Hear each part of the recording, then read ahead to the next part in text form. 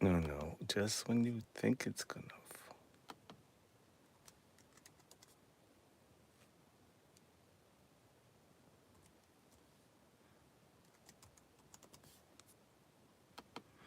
Okay.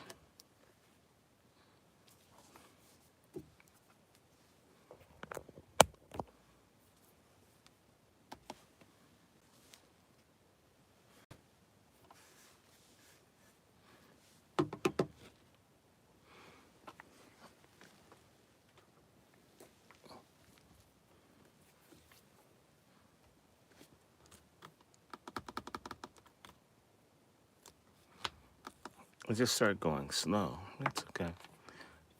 Sometimes it's just.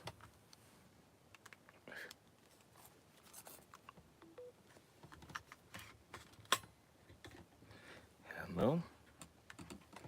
Oh, wow.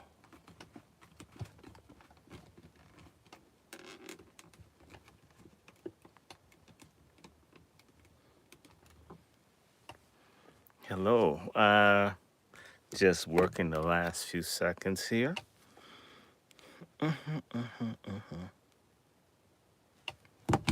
And let me see if I can just get into StreamYard. It's stalling. Go figure that.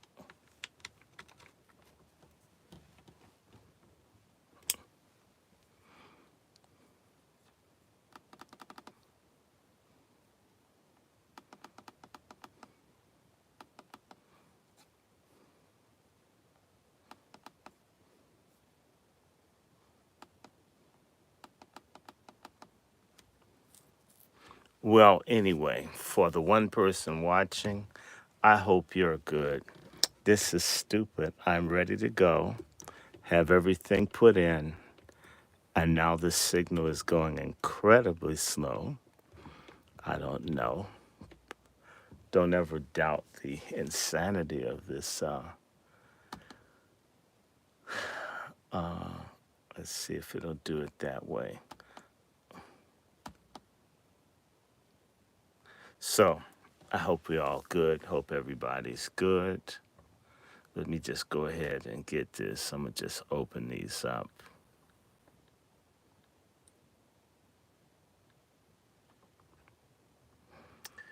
MFM, everybody, how are you? We are just moving this, just moving right along. We're not going to be daunted by the stupid stuff going on one. I'm going to just go ahead and move. Let me see. I'm trying to get the StreamYard to open up. Let me see something. Um, hmm. This is not all of a sudden the internet is moving. It's not doing anything. Hold on one second. Let me do this.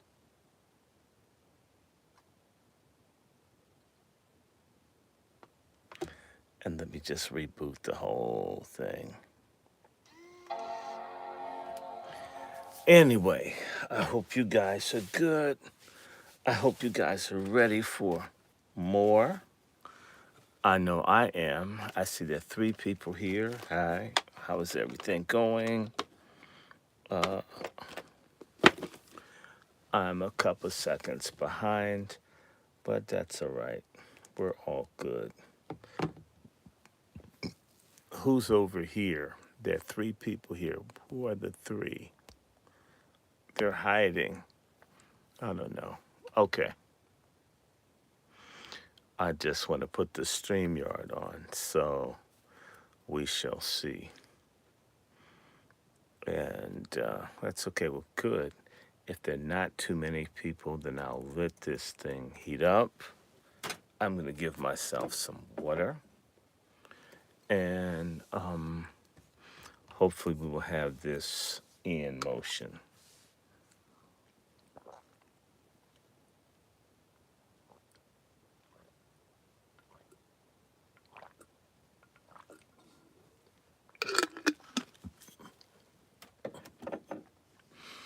And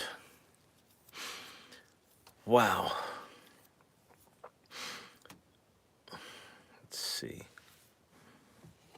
Let's see. This is taking forever to boot.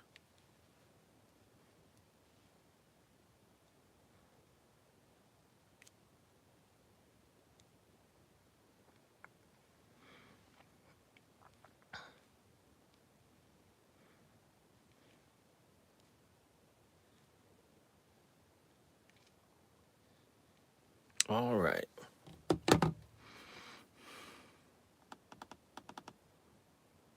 Okay. 2 people here. Nice. Hope everybody's good.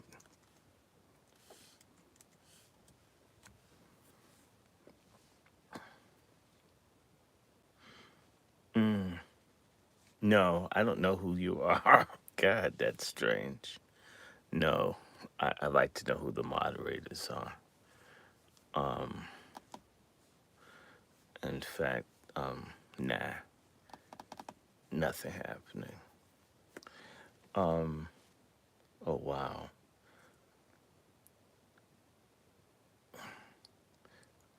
Okay, deviant, blocked.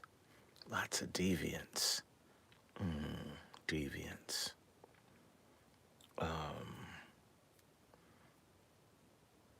Lots of deviants out here. There are a lot of deviants inside. I see why the dark web is doing so well. I don't want you to restore the pages. Okay.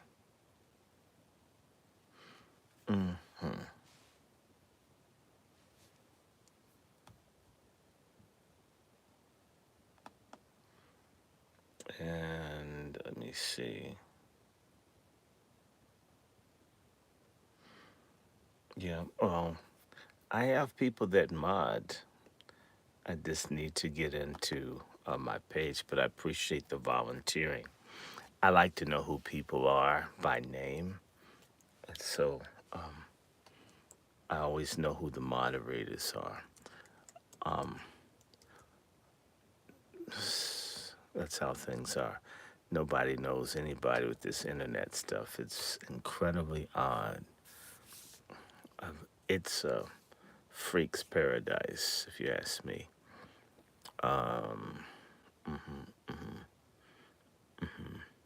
Yes. Well, yeah, you can help. I just don't know who I'm talking to. And Deadman13, you have a very promising screen name. So, you know, that's nothing I would work with. I'm interested in life. So, appreciate it, but nah, we like to know. Yeah, I got friends that do the mods. I don't have a want for friends.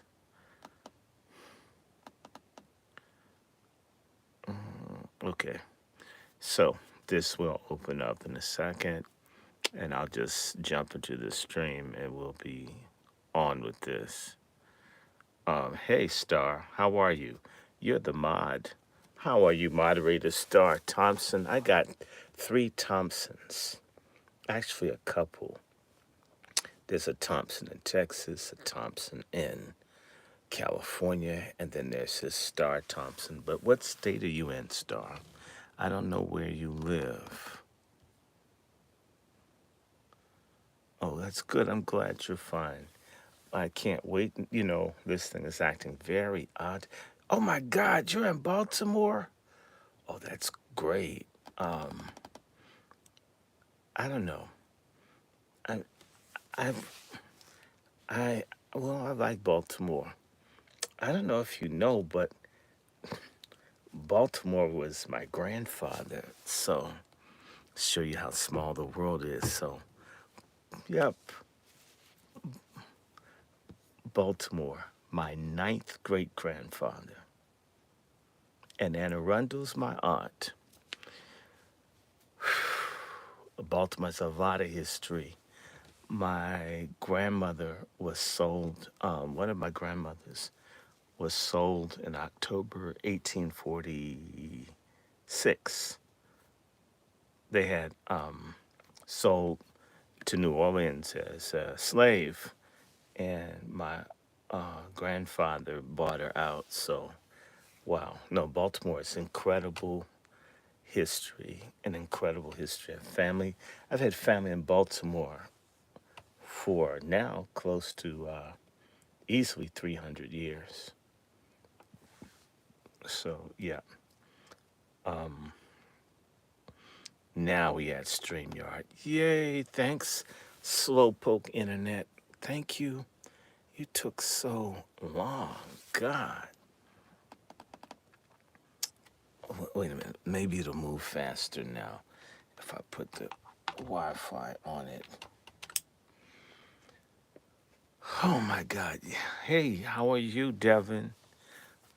White man to you. Definitely to you. You're in Chicago. You probably really need it. Um, yeah. Now I need to get into it. Let me see if it's gonna. Um, Thank you.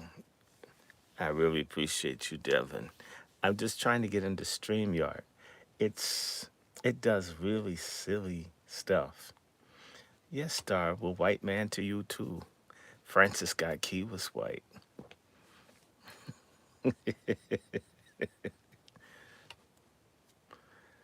Um,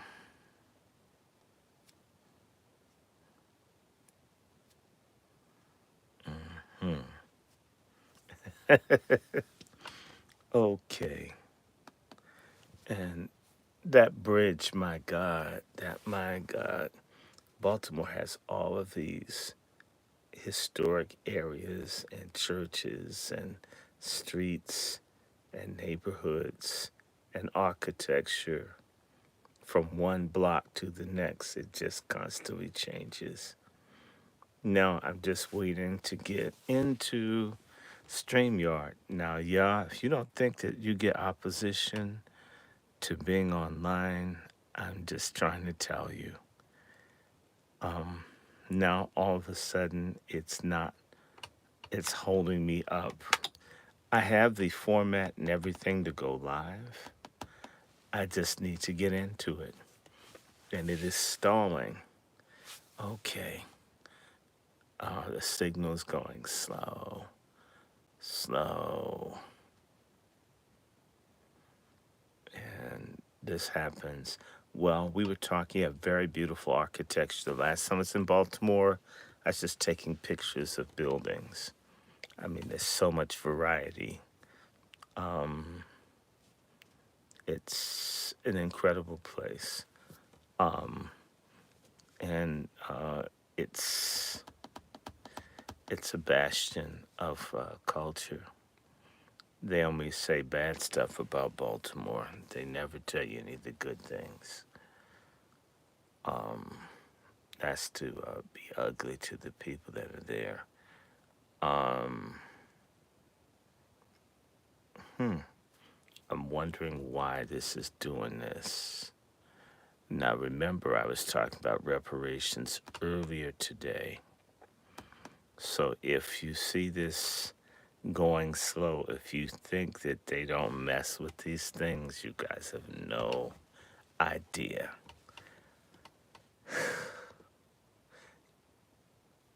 Um, a lot of people I know from DC moved to Baltimore. You can afford to get a house there. Um, the problem is the people in Southern Maryland hate Baltimore, and they want to destroy Baltimore because of who's there, and they haven't been able to get the people out. Um, they're trying to get the people out of Baltimore. So the water's poison. Um, it's incredible. Oh my, they're going to let me into StreamYard at long last. All of this effort, Devin. Yeah, I don't realize this. That's the one thing that would make me hate doing lives is all of this effort to get into it. I mean, come on, it's not that serious. There are people out here preaching to kill people. Yeah, let's go. I'm waiting. I'm waiting for StreamYard to open. I have everything I need. I might do a water break for a second, but we have everything we need. This is the book. This is a hell of a book. The intro was very, very, very, very, very dense.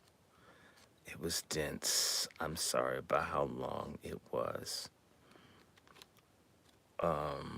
But we're we're on chapter one. Oh yes, it's opening up. I don't know what the problem was.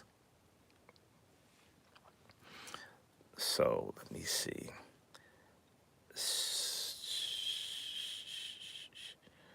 They tore down all the high-rise projects. Um, it's all a way to get people out of the city. The projects in Baltimore, it's just like Chicago. They want to destroy um, the people there. Now, come on, StreamYard, you got me to the page. Hurry up. If I showed you, I'm sitting here looking at StreamYard, and I'm like, God, StreamYard, what's the problem? Um,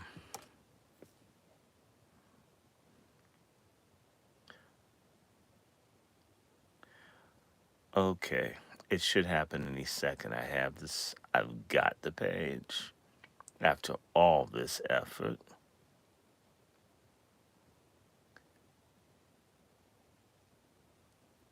now,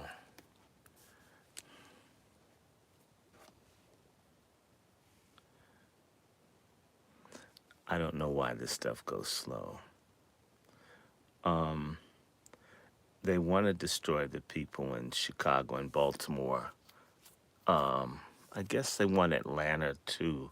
There's some key places where they want to break the populations. Um, so Newark, Philly, Baltimore, they got DC. DC's gone. Chicago. Um, yeah, take all the jobs, everything. It's quite deliberate what they're doing. It's a war being waged on people. Yeah, I should see this. I want y'all to see the StreamYard thing. Yeah, I think I make these things up. I'm gonna turn this around, and you can see that StreamYard is frozen. I'm sitting here waiting for the page to load, and I'm trying to figure out what's the frigging problem.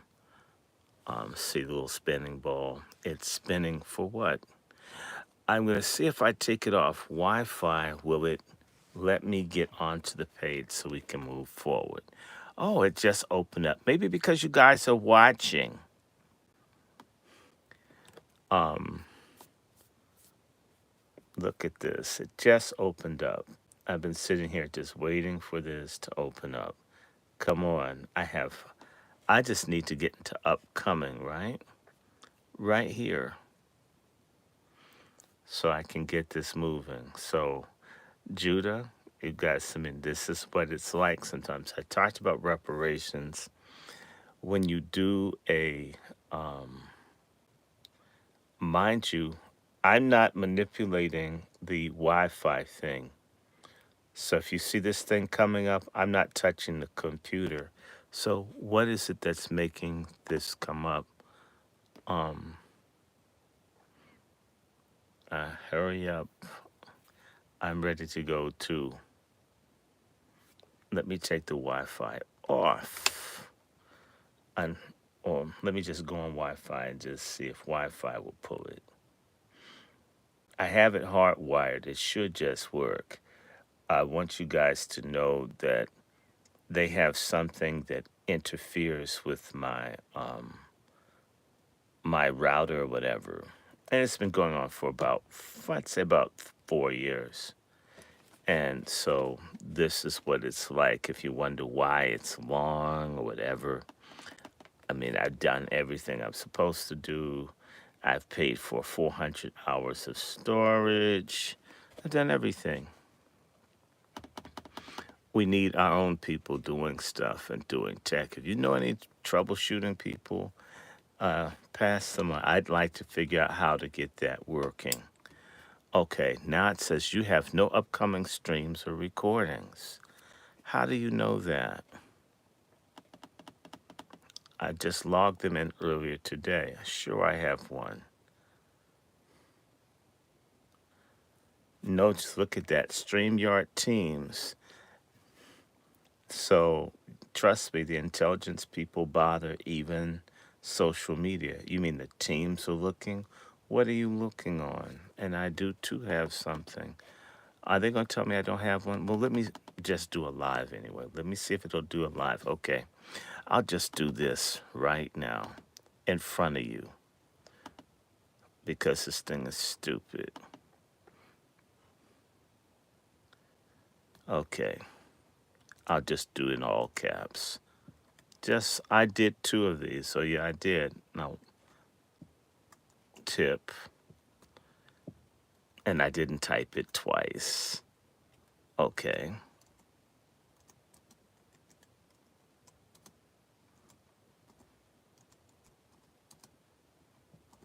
Just want y'all to see it. It's very annoying. I'm going to schedule for like a minute or 2 so I can get this damn thing up and moving. Just so you can see what I'm doing, because this is annoying. It's what, 8? My clock is set fast. So we're going to put it 8:45.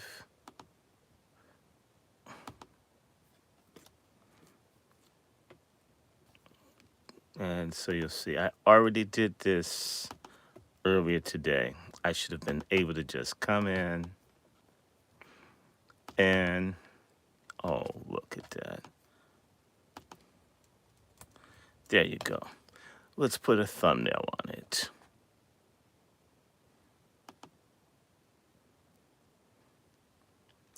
So you can see what I'm doing.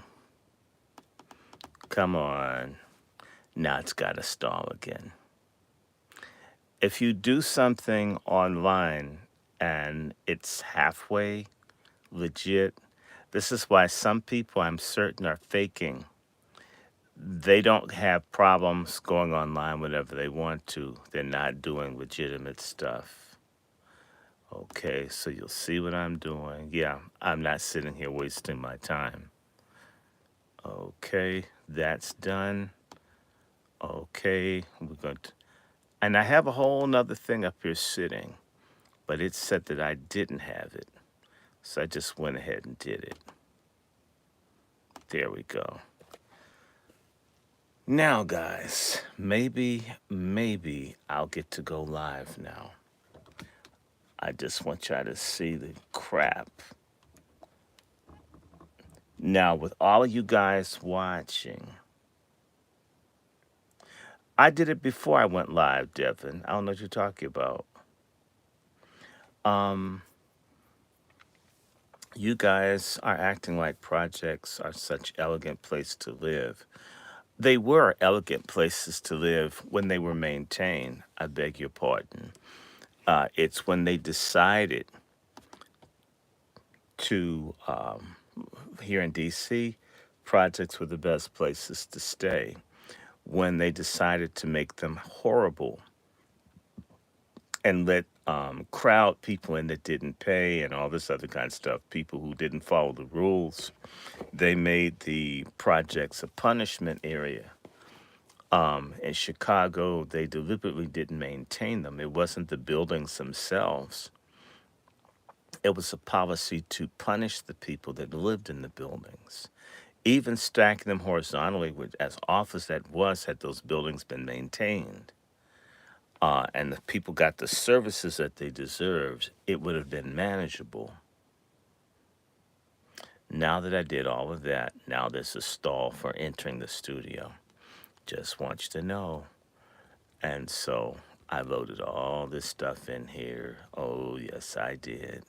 Now hurry up thing. And I might get a thing that says something's gone wrong. And you just saw me, don't put too much information in. See, there's someone sitting watching what you do. It's called a super user. And if someone's racist, then they will attack certain sites and persons because they don't like the information getting out.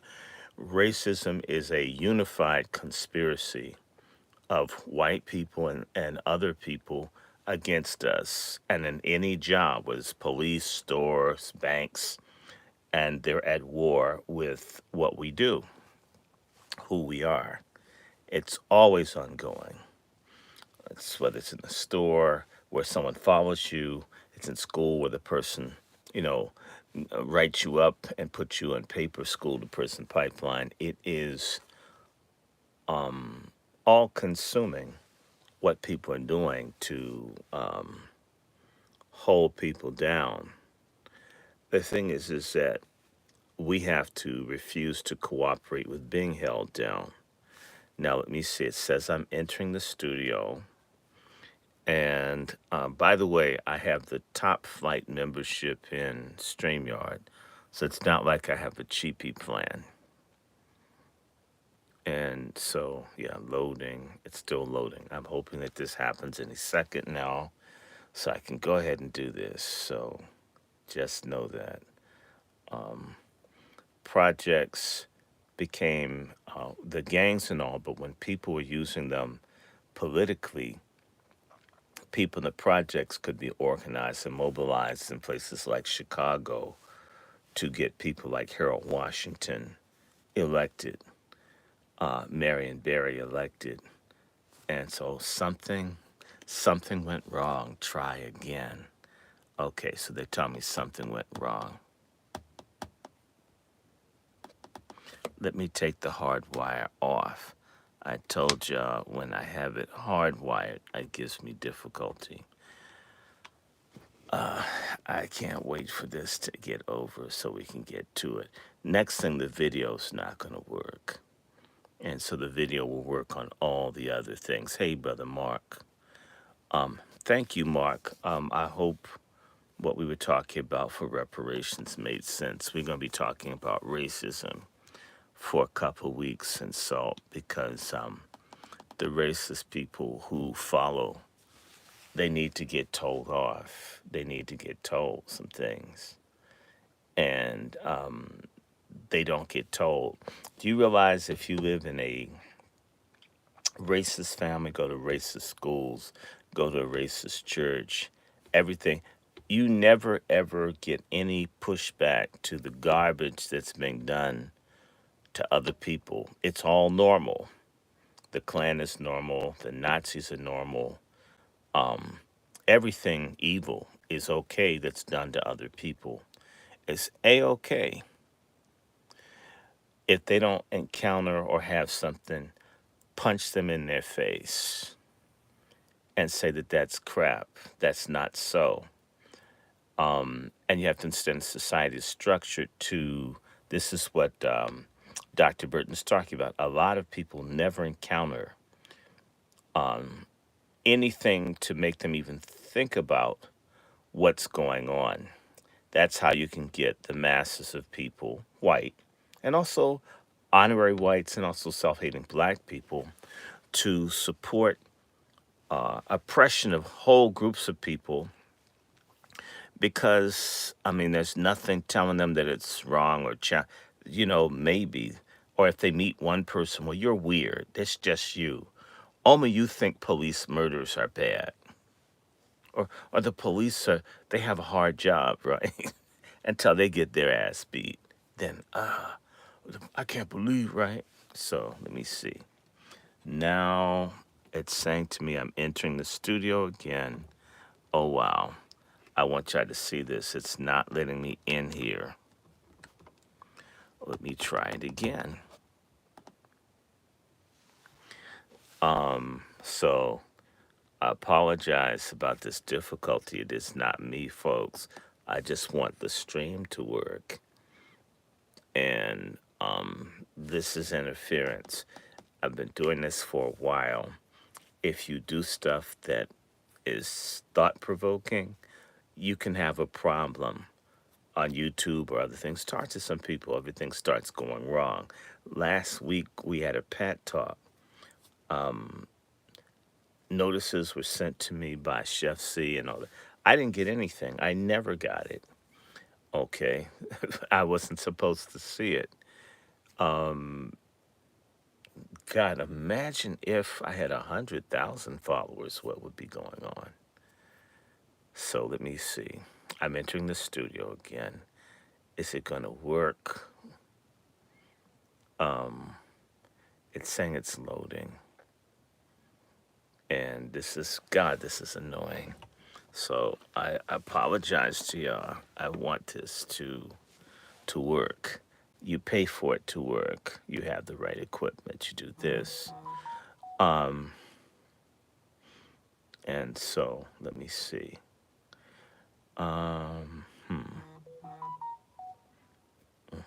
Let's see. Come on.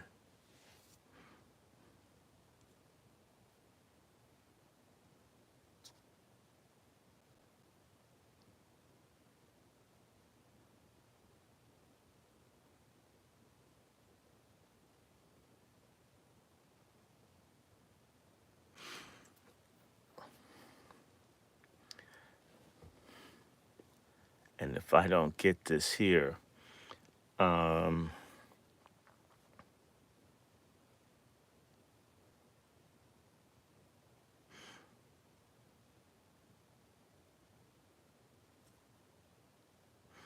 I'm waiting for this. Come on, come on. Today is particularly weird.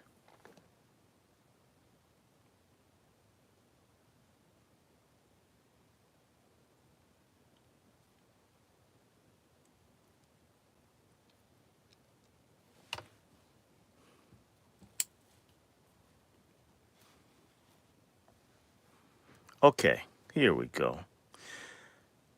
All right, now we get to. Okay, let me unmute my mic.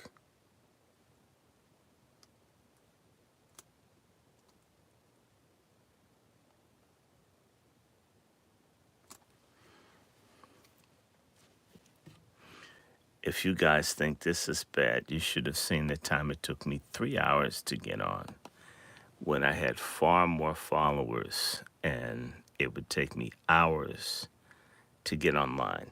By the way, I'm going to get a new carrier. That's the other reason why, I've got to get rid of Comcast. I need a new IP. Believe it or not, they can attack or jam your IP. I can't put YouTube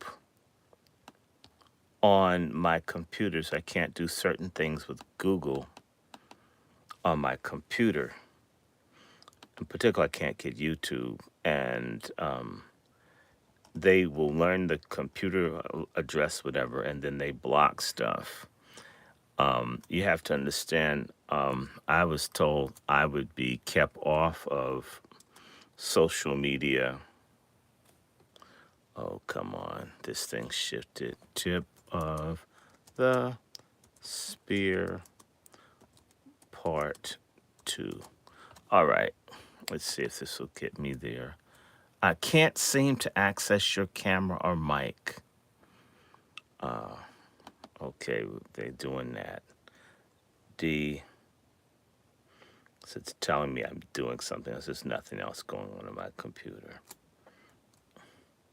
Let me enter the studio, and this may just only give me. So it's shutting off. I'll show you so you can see it.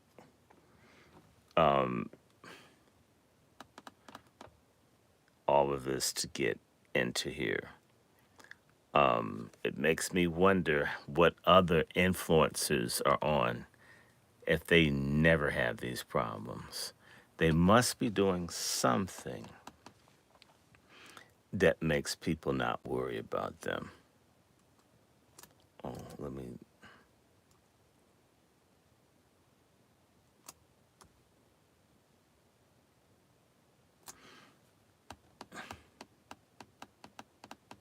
No, let me see. I'm just trying to get into the studio. Let me take the cable off. Let me see if Wi Fi will get me by.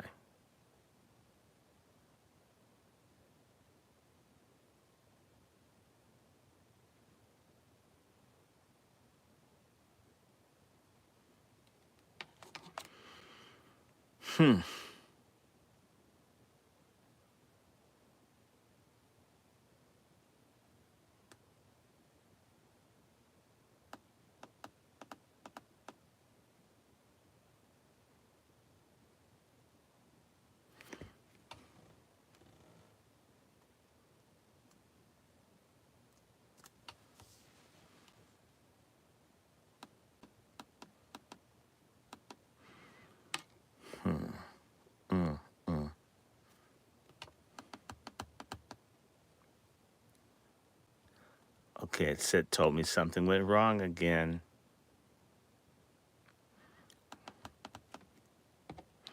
Please ensure that you're connected to the internet. If you are, this may be on our end. Let us know if this continues. So let me tell them what the F is going on. How come this doesn't work?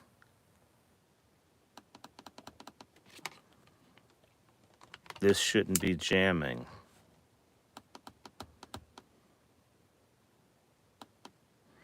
Oh,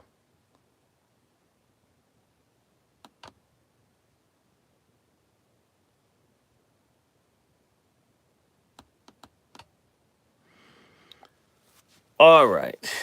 Judah, this makes no sense. Okay. Hey, Michelle N. Hey, everybody here. I just want to get this going.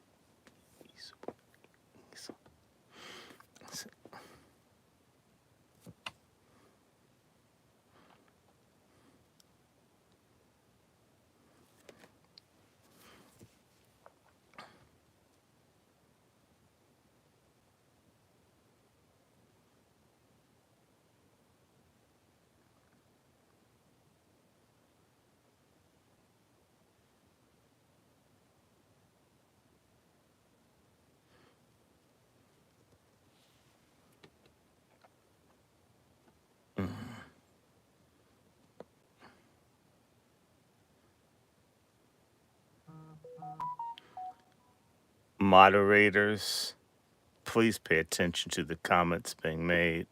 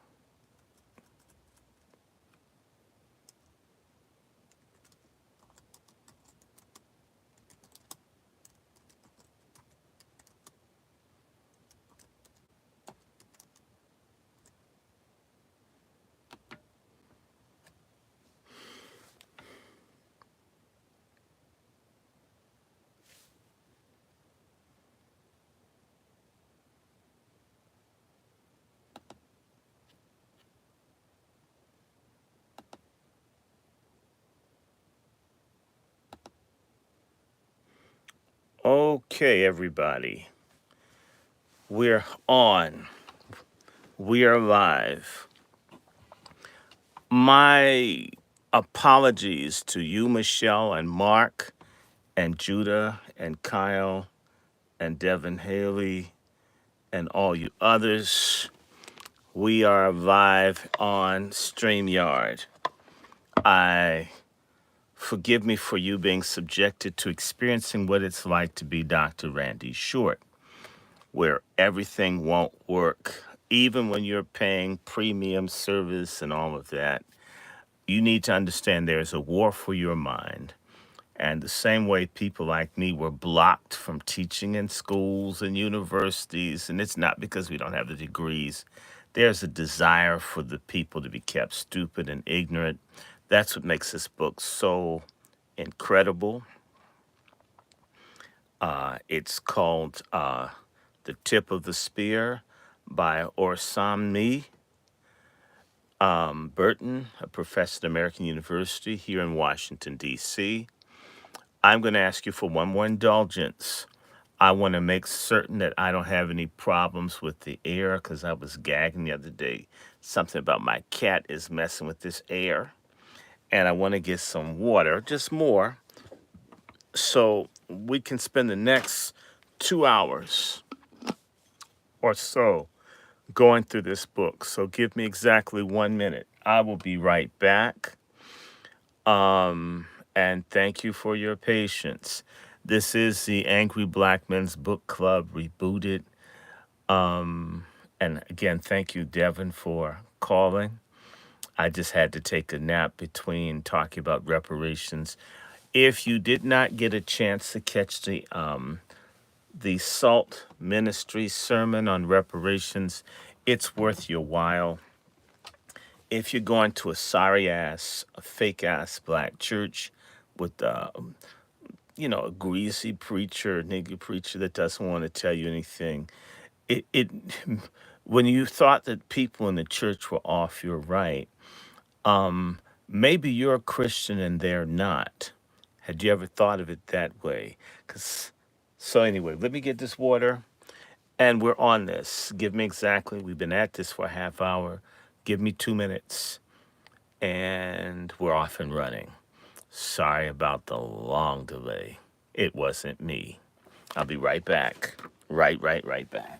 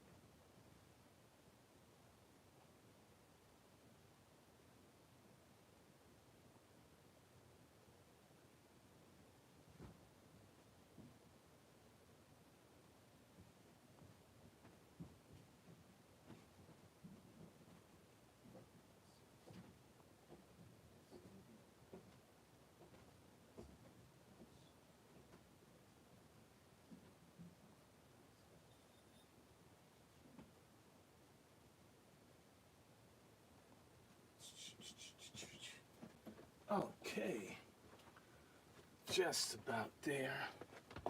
Got my bottle. There you go. There you go.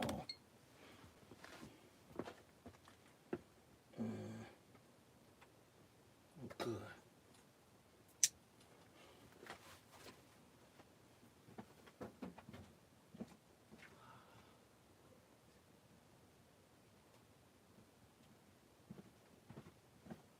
Okay. I put my studio light on. It's a lot nicer to my eyes than the fluorescent light. Okay, guys. Y'all ready? Because I sure am. And again, welcome to the Angry Black Men's Book Club. Tip of the spear. They really don't want y'all hearing this book because this is like embarrassing. I'm in chapter 1, Sharpening the Spear, Strategies and Tactics of Revolutionary Action. I'll repeat it. This is Sharpening the Spear. For all you late people, don't ask me questions once I start it. It's recorded so you can listen later. I just say this as a teacher. The sorriest, most ignorant students I had, black, would come in and half an hour late to a 50-minute class and ask, what are we doing? It was stupid. It's ignorant. It's backwards. It's rude. Nothing, whenever I share with you, am I trying to hide or prevent people from getting information. I'm not playing who went to what school or who has what degree, trying to share information. That's what real education or sharing is, that you impart openly, right? So, Tip of the Spear by Dr. Burton. This is called Sharpening the Spear, Strategies and Tactics of Revolutionary Action. I'm going to do my best to try to get through as much of this. I might do 3 sessions of it, but this is worth hearing. Sharpening the Spear, Strategies, in fact, let me use my cheap water. Strategies and Tactics of Revolutionary Action.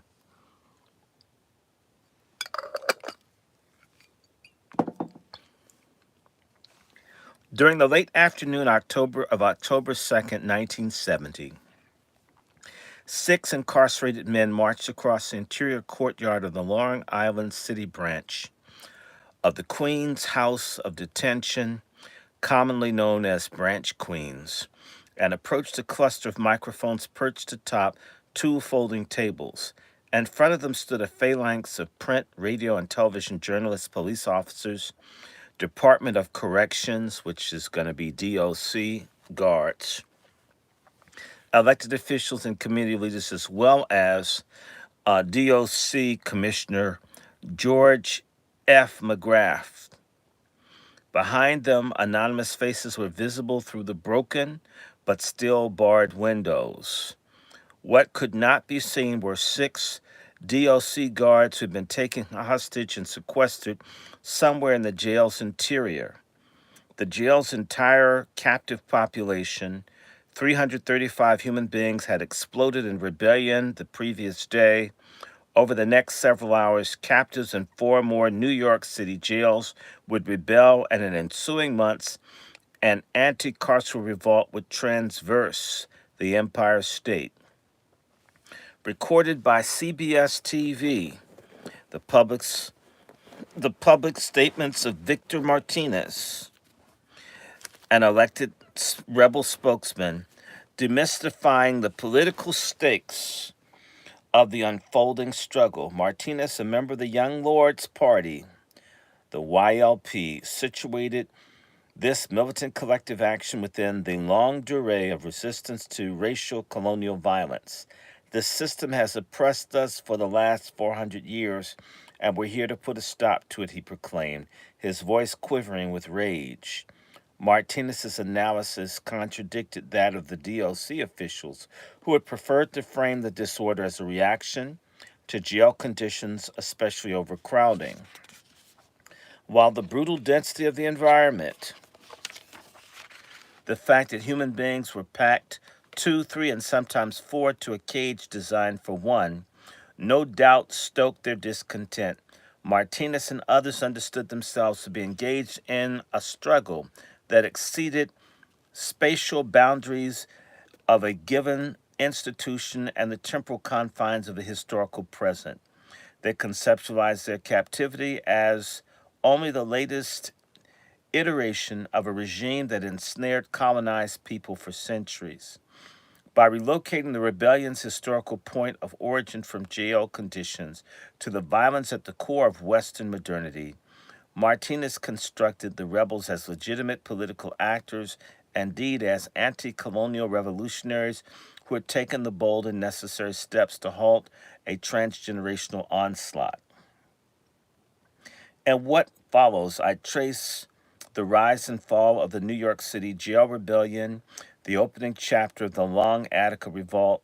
I explore how figures like Martinez and many others, the revolt's organic intellectuals, elected spokespersons, and hidden engineers, labor to steer the collective rage of the wretched in a revolutionary direction. I analyzed their public facing demands while ultimately looking beyond them towards the internal dynamics of their insurgent organization, processes of self governance, and anti carceral strategy. I also explore how the rebels and the state negotiated the role of violence in achieving their objectives. As I've already argued, the tip of the spear is a military idiom for that which creates a breach in the enemy's defenses. Forced behind enemy lines, behind walls erected to preserve the existing social order, incarcerated people possess a latent insurgent potential, detailing a process I call sharpening the spear. This chapter shows how jail captives began to pull themselves together, honing their capacity to act as a unit, preparing themselves to strategically engage in a war that had surrounded them and saturated their very being, making their tactical victories legible. I show how this besieged population managed to exert political leverage within one of the most repressive institutions in U.S. society, succeeded in radicalizing populations on both sides of the walls, and inaugurated a paradigm of revolutionary struggle that intensified over time. This segment is called Dispatches from the Tomb.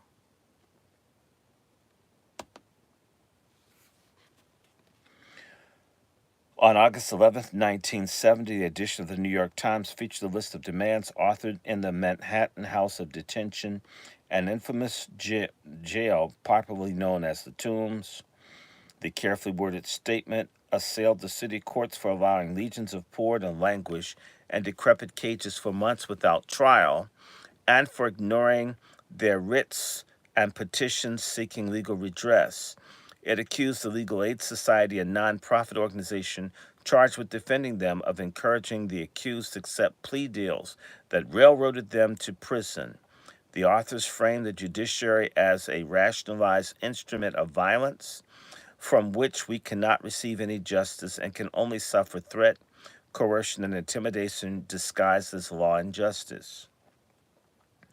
Their dispatched denounced jail conditions, moldy food, lack of clothing, restricted access to law books, overcrowding, infestations of lice, roaches, mice, and rats. They accused their keepers of subjecting them, especially the blacks and Puerto Ricans, to incessant physical violence. It was common practice, they wrote, for the guards to beat defenseless inmates into unconsciousness, often injuring them for life, physically and mentally, or both. Demanding the immediate cessation of this system of brutality and dehumanization and injustice, they signed the document, We Are One People. As we will see again and again, this statement is the core aspiration of the Long Attica Revolt. Though authored in a specific institution, this document was relevant across the jail system. A network of institutions distributed across four city, boroughs, and Rikers Island.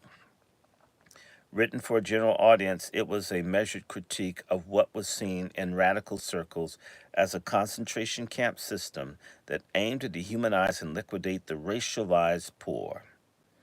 In the wake of the rebellion, a jail official who was far from a radical declared, if we kept our animals in the Central Park Zoo and the way that we caged fellow human beings in the tombs, a citizens committee would be organized and prominent community leaders would be protesting the inhumanity of our society.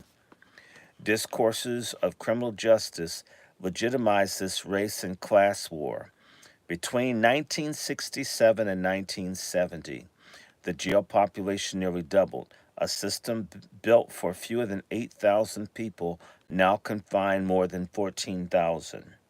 Although a moral panic about rising crime suggested otherwise, misdemeanor and discretionary arrest drove this growth. Moreover, the majority of the city's captives were pretrial detainees, meaning they had not been convicted of the crimes of which they were accused. Rather, they were in jail because they were either denied bail or, as was more often the case, could not afford to pay the bail set by the judge. The official purpose of bail is to ensure that the accused appear at trial, while also protecting their civil liberties before trial takes place. However, as historian Toussaint Louisier has argued, this moment was increasingly characterized by the political use of bail as a strategy of preventative detention, a means of incapacitating economically surplus and politically restive populations. Bail enabled judges to remove people from circulation and preempt certain behaviors deemed threatening. A clear attack on the poor, it was common for pretrial detainees to languish behind bars for 6, 12, or 18 months on bail amounts as low as $100. Those lucky enough to reach their scheduled hearing date were handcuffed and marched from the jail to the courthouse, where they were crammed into court detention pens, another set of dark, hot, filthy cages, and forced to wait for several hours to be called for arraignment. And even then, their proceedings could be delayed, forcing their return to the jail. One captive likened it to being in suspended reality for an indefinite period of time. Amid the conditions of extreme duress, the dregs of the capitalist order began to fashion themselves anew. Out of the necessity of survival, they organized political formations that built on their diverse experiences in street gangs, crime syndicates, the U.S. military, and groups like the Black Panther Party and the Young Lord so-and-so, Puerto Ricans, right? Through the racial radical study, deliberation, and debate, a process often described as iron sharpening iron, they began to forge solidarity across various lines of difference and collectively analyze the deep structures that produced their incarceration within these hellish human zoos. By 1970, a new spirit had emerged within the jail, as one of the rebellion's survivors later told the press. The other times I was in, prisoners were sort of conditioned to accept brutality. There was a feeling that if you said something or complained, you were a punk. It's different now. People were not giving in. Among the many who nurtured this new spirit, who helped sharpen the spear and fuse the populations into one people, was a ghostly figure named Caspar Baker Gary. We will take a closer look at Caspar in the chapter 4. But for now, let us note that he was radicalized through incarceration in Clinton and Attica during the 1960s. Prison crats labeled him a Muslim, a Panther, a black militant agitator and political activist. He was a nonconformist, a practitioner of what I call mad science, whose ethical philosophy, political ideology, and system of knowledge did not cleave to the established paradigms of thought. In November 1969, while languishing in the tombs on parole violation, Caspar authored the Prisoners in Justice, Resistance, and Survival Manual, a secret document that aimed to foster a spirit of unity and solidarity based on the reality of a common oppression. The manual delineates an ambitious vision for the development of a new organization called the Prisoners' Liberation Front, the PLF. Casper imagined the PLF as a disciplined formation capable of coordinating political activities among people who held captive across city jails and state prisons, as well as in hospitals where rebellions were also emerging, and all other institutions in which any person is made to unwillingly remain. As per the manual, each carceral site would develop its own PLF chapter. Each chapter would be divided into branches, in which, in turn, would further be subdivided into sections. Sections were to consist of two or more prisoners residing in the same side, tier, or dorm, and it shall be named after the institution in which it functions, as, for instance, the Tomb Prisoners of Liberation Front, 8th floor, C side section. The organization would be administered by officers tasked with clearly defined roles pertaining to political education, intelligence gathering, communications, propaganda, healthcare, finance, and security. Casper laid out the expectations of each role with meticulous attention to detail. For example, the information officer was expected to keep in secret codes essential records for the section and for the transmission elsewhere. Will be responsible for the obtaining of news articles and essays for publication in the newspaper. Will also concern himself with obtaining and circulating revolutionary literature. The development of autonomous capacities for acquiring, preserving, and transmitting knowledge are indispensable to the conduct of revolutionary warfare, and as I will show in the second part of this book, these capacities were seen as especially threatening to the state. The PLF membership was said to be extended to those who took an oath swearing to support the ideas contained in the manual. This is highly significant, as oath taking has been a core feature of insurgent movements across a range of contexts.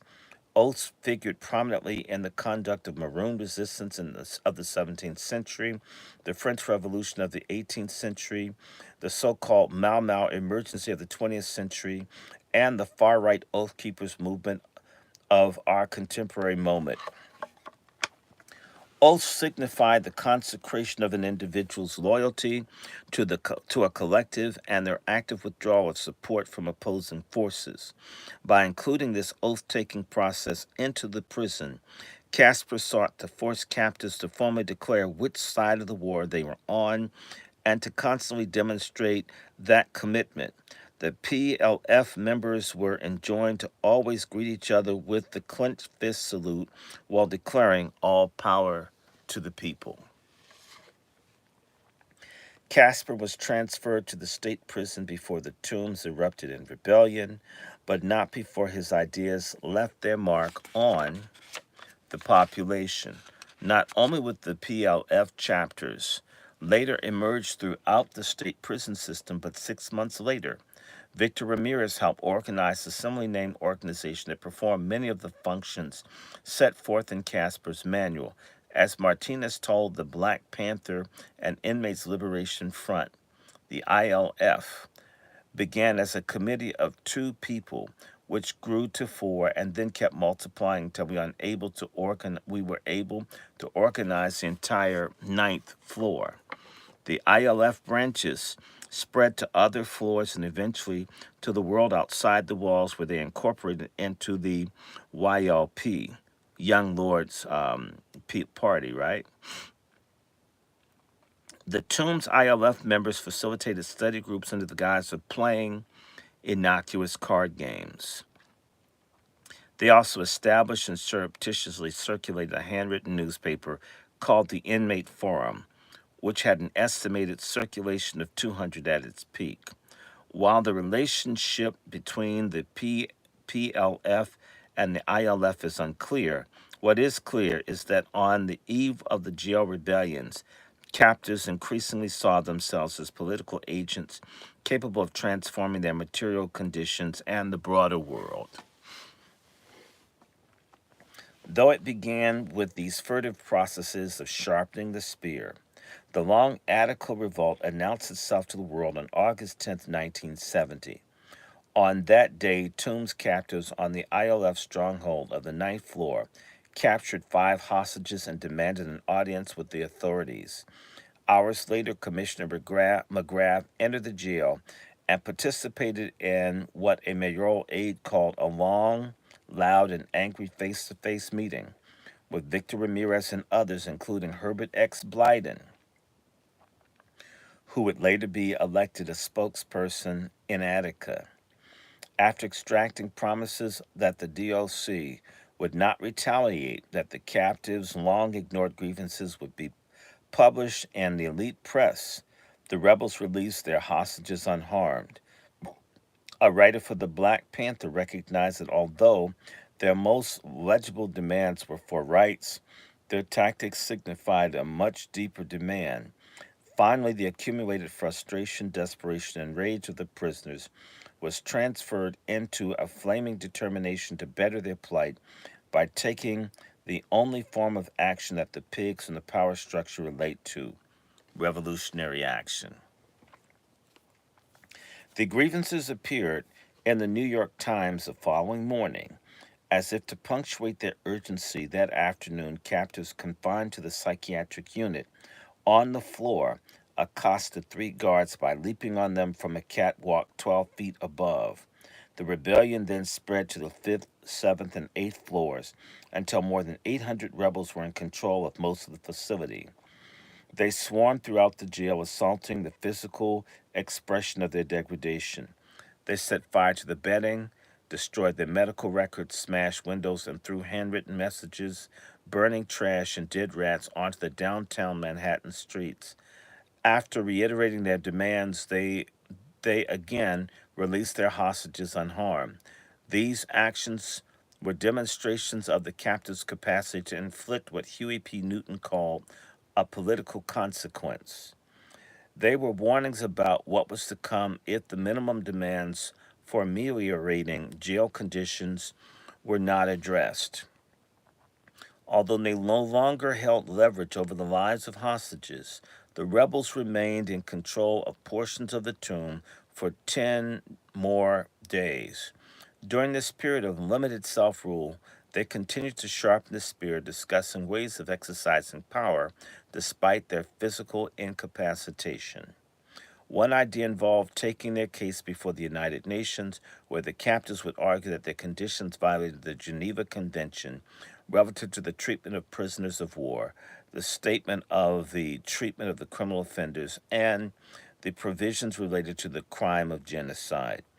While this plan never came to fruition, its idea was indicative of an abolitionist internationalism that would reach its fullest expression in Attica.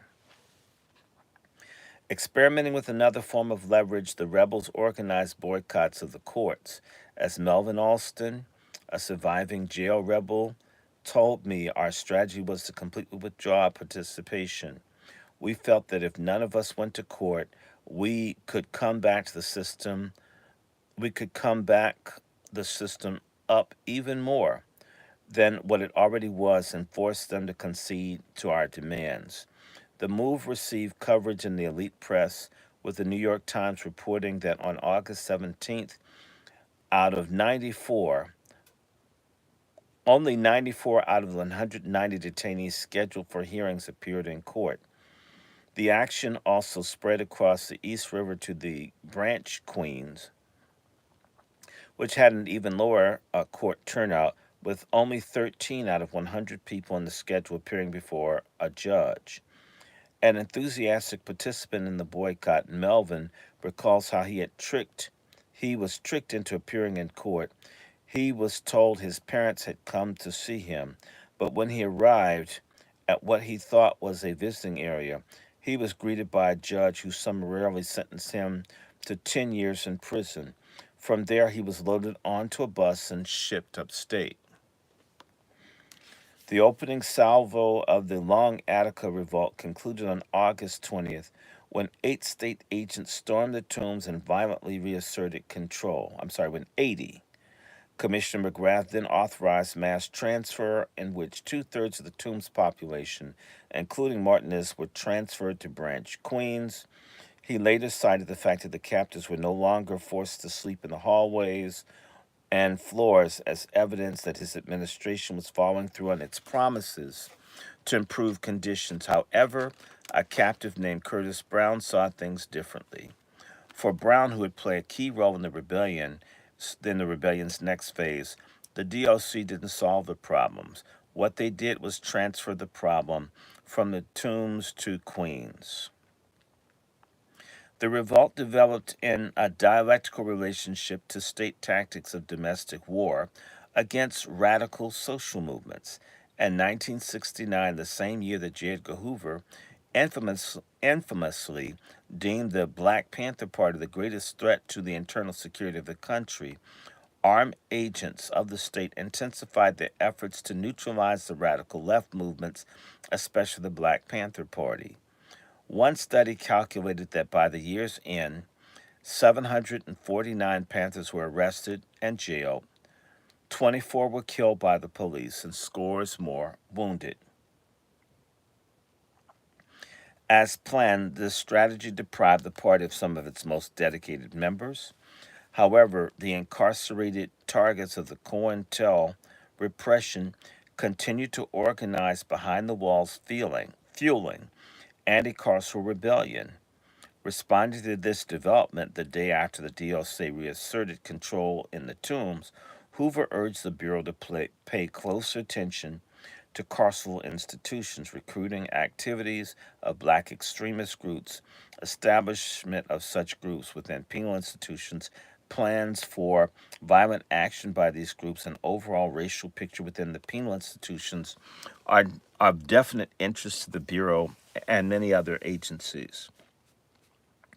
The state employed this preventative detention strategy that it used in a generalized way against populations deemed surplus in a targeted fashion against black revolutionaries. On April 2nd, 1969, the New York Police Department executed coordinated pre-dawn raids, capturing several members of New York's Black Panther Party. Each of the Panther 21, as they came to be known, were held on $100,000 bail and indicted on a range of fabricated charges, including conspiring to assassinate police officers and bomb police stations, subway systems, department stores, and other public places. A prosecutor later explained that the indictment was intentionally worded to paint the Panthers as terrorists, disseminate prejudicial information to potential jurors, and legitimize warlike responses by the state.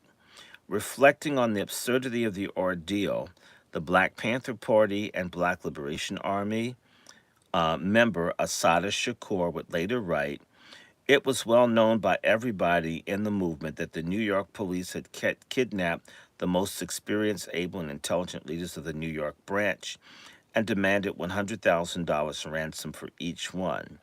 4 months later, in a lesser-known case dubbed as the Mini Panther trial by the press, 4 more New York Panthers were captured, charged with conspiracy, and held on $50,000 bail, this time for planned expropriation of the New York Dustin Hotel, known as a Harlem drug market. Kuwasi Balagoon, one of the Panther 21, later called the commencement of the Branch Queens Rebellion Turnabout Day. This statement was fitting not only because rebellion reversed relations of power within the institution, relations between the keepers and the kept, but also because the Branch Queens rebels were responding to the broader strategy of state repression that had produced their incarceration. It began on the noon of October 1st, 1970, when captors on the fourth floor forced their way through a gate, rammed a guard against a concrete wall, and demanded his keys. After incarcerating him and others on what Balagoon called the right side of the bars for a change, they uncaged the entire population, including 9 members of the Panther 21, who the DOC had been holding in the political quarantine in an isolated wing of the jail. Upon seizing power, the rebels began to discipline their movement into a durable form of organization. They held elections selecting their leaders, three members of the Panther 21, Balagoon, Lumumba Shakur, and Kwando Kinshasa, along with Victor Ramirez and two politically unaffiliated captives, one black, the other white. With their leadership committee intact, they fortified their positions, barricaded entry points, established guard posts, assigned routine sentries, and developed a system for carrying messages to different areas of the jail. Announcing an incipient challenge to U.S. territorial sovereignty, they hung a red, black, and green flag outside the top floor window.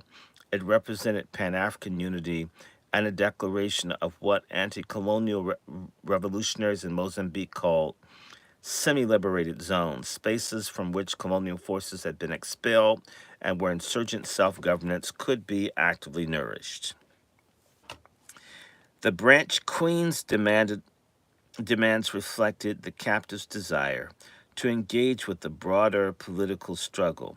In addition to affirming the published Tombs demand, the rebels demanded an end to censorship and asserted their right to read the Black Panther and Pawante, the Young Lords Party official organ. They also called for more black people to be assigned to the Panther 21 jury and for the release of Panther 21 member Afeni Shakur. That's Tupac Shakur's mother, for you guys listening, whose bail from the woman's house of detention had recently been revoked. Rehearsing a strategy that would later be used in Attica, they called for the presence of neutral observers to oversee any future negotiations and pressure the DLC to keep its promises. Finally, in an effort to communicate with the public on its own terms, they called for a press conference. These demands reflected a key tension within the long Attica vault, the coexistence of ameliorative and revolutionary yearnings. These often contradictory ambitions were evident in Martinez's remarks and his appeal to liberal democratic values at the one moment and his transgressions of those values at the another. He stressed a demand for the basic rights of dignity, respect, and justice, then invoked an irrational and utopian aspiration. This is not a protest, this is not a riot, this is a whole thing. He explained, we're going to create paradise out of this hell. This rebellion was once a struggle for recognition within the existing social order and a struggle to upend the order. Drawing a distinction between this rebellion and the one back in August, where the hostages were released soon after they were captured, Martinez let it be known that he and his comrades were prepared to make the ultimate sacrifice. Quote, we're ready to die and kill until you pigs give us back our rights, close quotes. The press conference marked a turning point in the rebellion. As it was taking place, captives in the Tombs seized hostages for the third time in as many months. Curtis Brown later explained that upon catching the live news coverage of the Branch Queens rebellion, captives in the Tombs decided to expand the struggle to a second site. As they went in transit to the 11th floor, a small group sprang out of line, split into two formations, and seized physical control of the guards. Ricardo de Leon explained to the Village Voice, the actual takeover was executed perfectly like clockwork. It was a complete surprise, a classic guerrilla operation. De Leon was a Vietnam veteran and a defendant in the Mini Panther trial. He and Brown were elected to a Revolutionary Committee, and following the lead in the counterparts in Manhattan, they captured hostages, erected defensive fortifications, and affirmed minimum demands. Later that night, captives in another jail, the Queen's House of Detention at Kew Gardens, that's QHD, that's, you may see that again, opened a third front of struggle at 9 p.m. A torrent of enraged humanity sabotaged state property, set several fires, and tore through the tiers. Though they took no hostages, roughly 900 rebels seized 6 of the jail's 8 floors. The New York Times described the situation as one of the most serious crises in the history of many prisons, of the city prisons. More than 1,400 inmates in 3 jails were in commands of scores of cell blocks and were holding a total of 23 hostages, including 3 guard captains, 14 guards, and 6 civilian employees. Oh, there you go. Excuse me.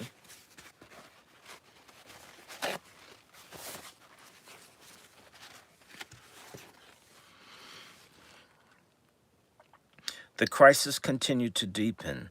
On October 3rd, nearly 1,500 rebels in the Brooklyn House of Detention seized more hostages and gained control of 7 of the institution's 9 floors.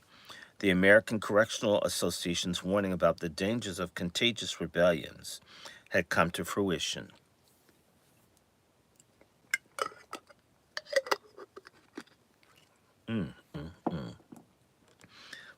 Although they had declared themselves one people, this multi-sided rebellion was riddled with internal contradictions. DeLeon explained that while the Revolutionary Committee was tasking the administration developing lines of communication with the outside through the various reporters and interested parties who came to the roofs of the buildings facing the trial, disruptive elements emerged from within. All the divisive influence began to make themselves manifest. Quarrels and fights were developing in the ranks about the dumbest things: food, cigarettes, candy, and pills. Some of the committee members were on ego trips. The pillheads were running around creating confusion, fighting. Ethnic animosity between blacks and Puerto Ricans was smoldering, fanned by ignorance and fear of the oppressor, be- between dealing with the pigs and trying to maintain a united front. All of our efforts were being dissipated on ineffectual activity. Curtis Brown agreed that the drugs were the major barrier to the organization.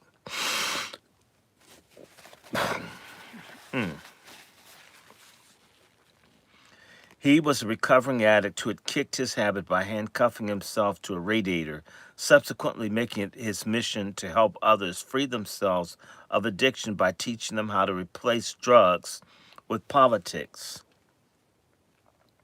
He told a producer at WBAI FM that he did not sleep at all while he was up there, that during the rebellion, most of his time was spent confiscating drugs from the population. Notably, his anti-drug policy ran contrary to the jail's normal operation. According to an investigation of the Tombs, pills were dispensed like popcorn at a bad movie. There was also an important contradiction between the pre-trial majority and the roughly 3,000 captives who had been convicted of crimes and were serving short sentences. Many of the latter category were employed in jobs to perform the reproductive labor of the jail. That is, they cooked the food, they did building maintenance and custodial services. Unlike the detainees who were held in limbo, the time men, as they were called, had set release dates to look forward to and often lived in their own section of the jail where conditions were substantially better than for the general population. Following the takeover, the time men of the QHD smuggled out a letter pleading with prison-crats to allow them safe passage out of the jail, or at least to send in sandwiches to keep them from going hungry. They assured the authorities that we stand in a neutral position as not one-time man that has participated in any act of aggression against the institution. The time men's desire to be recognized as a neutral party exposes one of the many fault lines between the differently situated factions of the population. Balagoon wrote of an incident over bean pies that were delivered in the to the Branch Queen rebels by the Nation of Islam. The Papa desserts arrived at night while most were asleep. The thought was that it would be best to pass them out to those who were awake, since 90% of those awake had been carrying the burden of most of the responsibilities, he explained. There were enough to go around, but a few people devoured the remaining pies, such that a sizable amount of the inmates did not receive any. In a context where food is characteristically deployed as a technology of control, a weapon of war, this culturally significant dessert represented a meaningful source of sustenance and pleasure in an otherwise drab environment.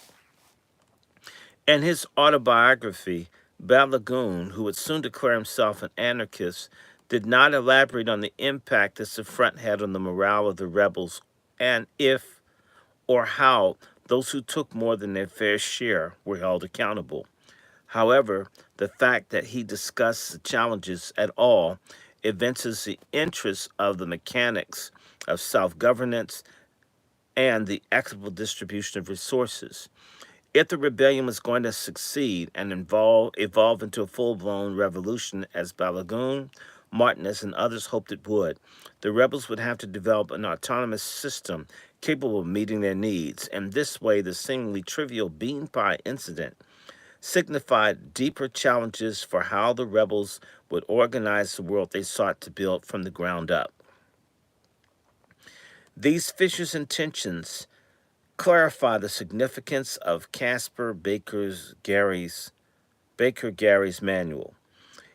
His attempt to forge discipline and unity through organization, education, and oath taking reflected an understanding that in the face of oppression, solidarity had to be nurtured, defended, and indeed enforced. Any prisoner who actively opposes revolution should be eliminated as soon as possible. Otherwise, they will corrupt all meaningful progress, his manual states. As will soon become clear, the inability of rebels to develop the level of unity Casper called for contributed to the rebellion's collapse. Let me stop one more time. I'll be right back. Pause for about 2 minutes. How's it going? What do you guys think? 1 second.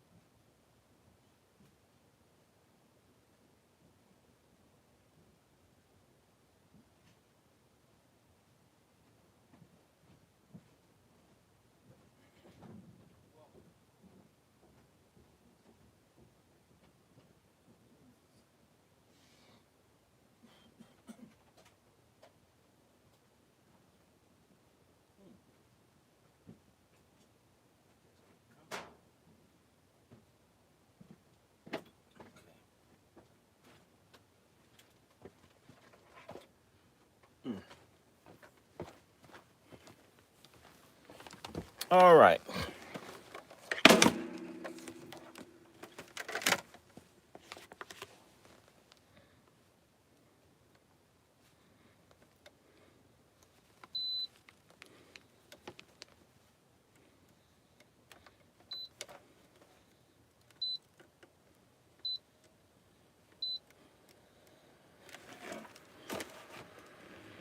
All right.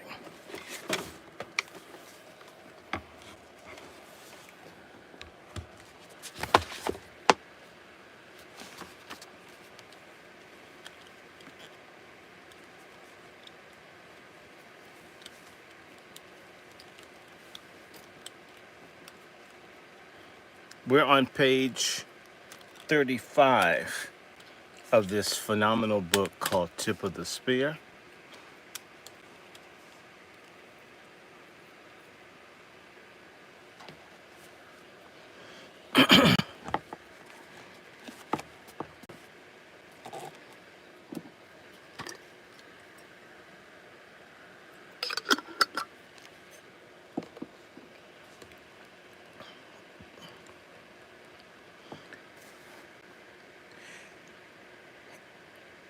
It was in this it was in this context that Branch Queen became the site of bail review hearings unlike any that had occurred previously or since.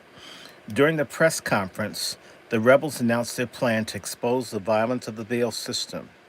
They released two hostages as a show of good faith and promised to release two more if the New York Supreme Court judges were brought to the jail to review their cases.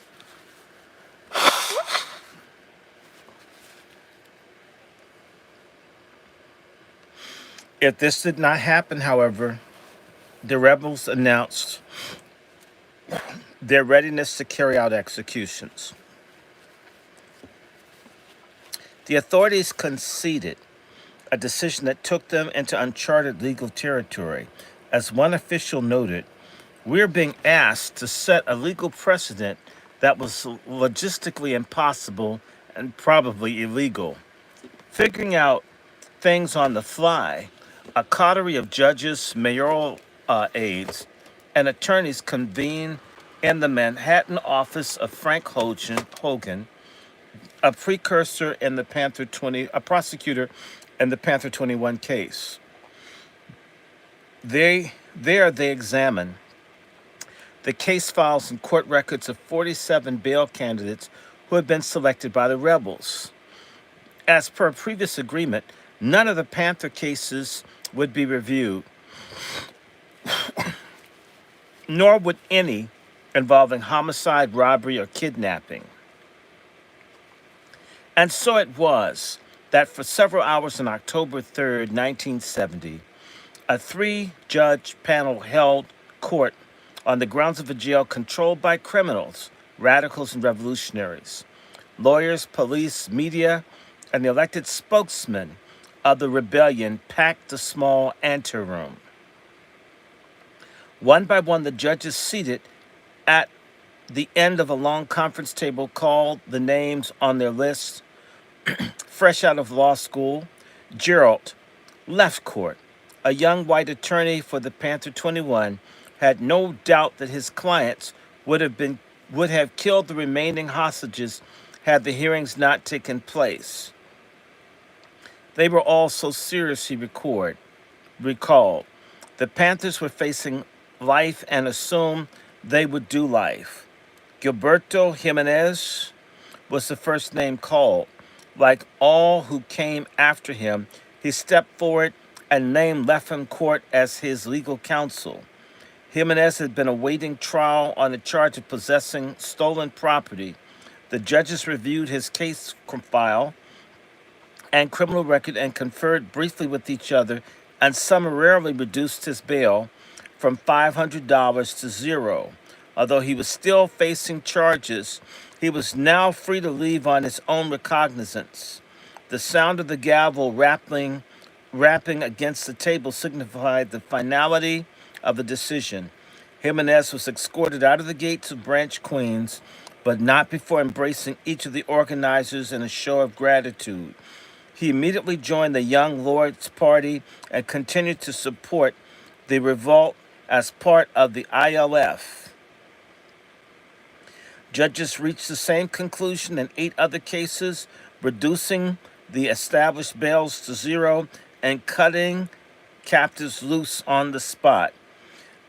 An additional 4 men had their bails reduced to $25 each and were able to walk out the front gates after supporters amassed outside pooled the $100 necessary to post the bails.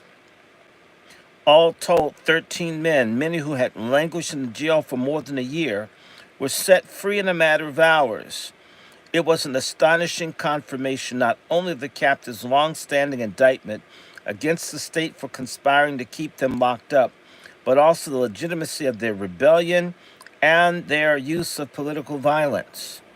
A local politician was convinced, had the judges stayed there to hear all 460 cases, at least 400 of those men would have been freed on the spot.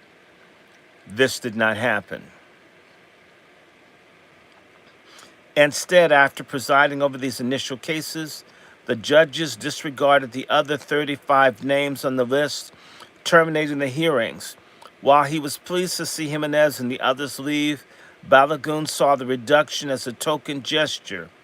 They didn't dig submitting to anything close to justice, but just did as they had to do. He wrote later, as we sat in his Manhattan office and discussed these events nearly 50 years later after they occurred, Left Court said the experience was one of the most unusual things I'd ever lived through or heard about. It was the first ever legal jailbreak. His apt pairing of the antonyms legal and jailbreak exposes how the rebels mobilization of collective disorder and lawbreaking produced a favorable outcome that was sanctioned by law. In that small anteroom, objects of law destabilized the state's monopoly over the legitimate use of violence and exerted power over and through the agents of law. Under the threat of violence from below, the legal system surmounted its massive backlog and circumvented the procedural inefficiencies that were supposedly the cause of the ballooning detention population. The event had a profound impact on Left Court's political development and that of a whole generation of radical lawyers who increasingly came to understand themselves as a legal support arm of a revolutionary movement unfolding on the streets and within the jails of the United States. In prison, revolutionaries approached the hearings as a means of delegitimizing the state, given the rebels' incapacity to win a Gramscian war of maneuver against Gramsci. Antonio Gramsci was an Italian Marxist. He is known for creating the concept of hegemony. Hegemony, spelled Hegemony. Hegemon. It means something that completely dominates. Black people deal with white hegemony. They control everything. The culture. Hegemony is a concept in which you use culture, law, everything, not just the functions of the state.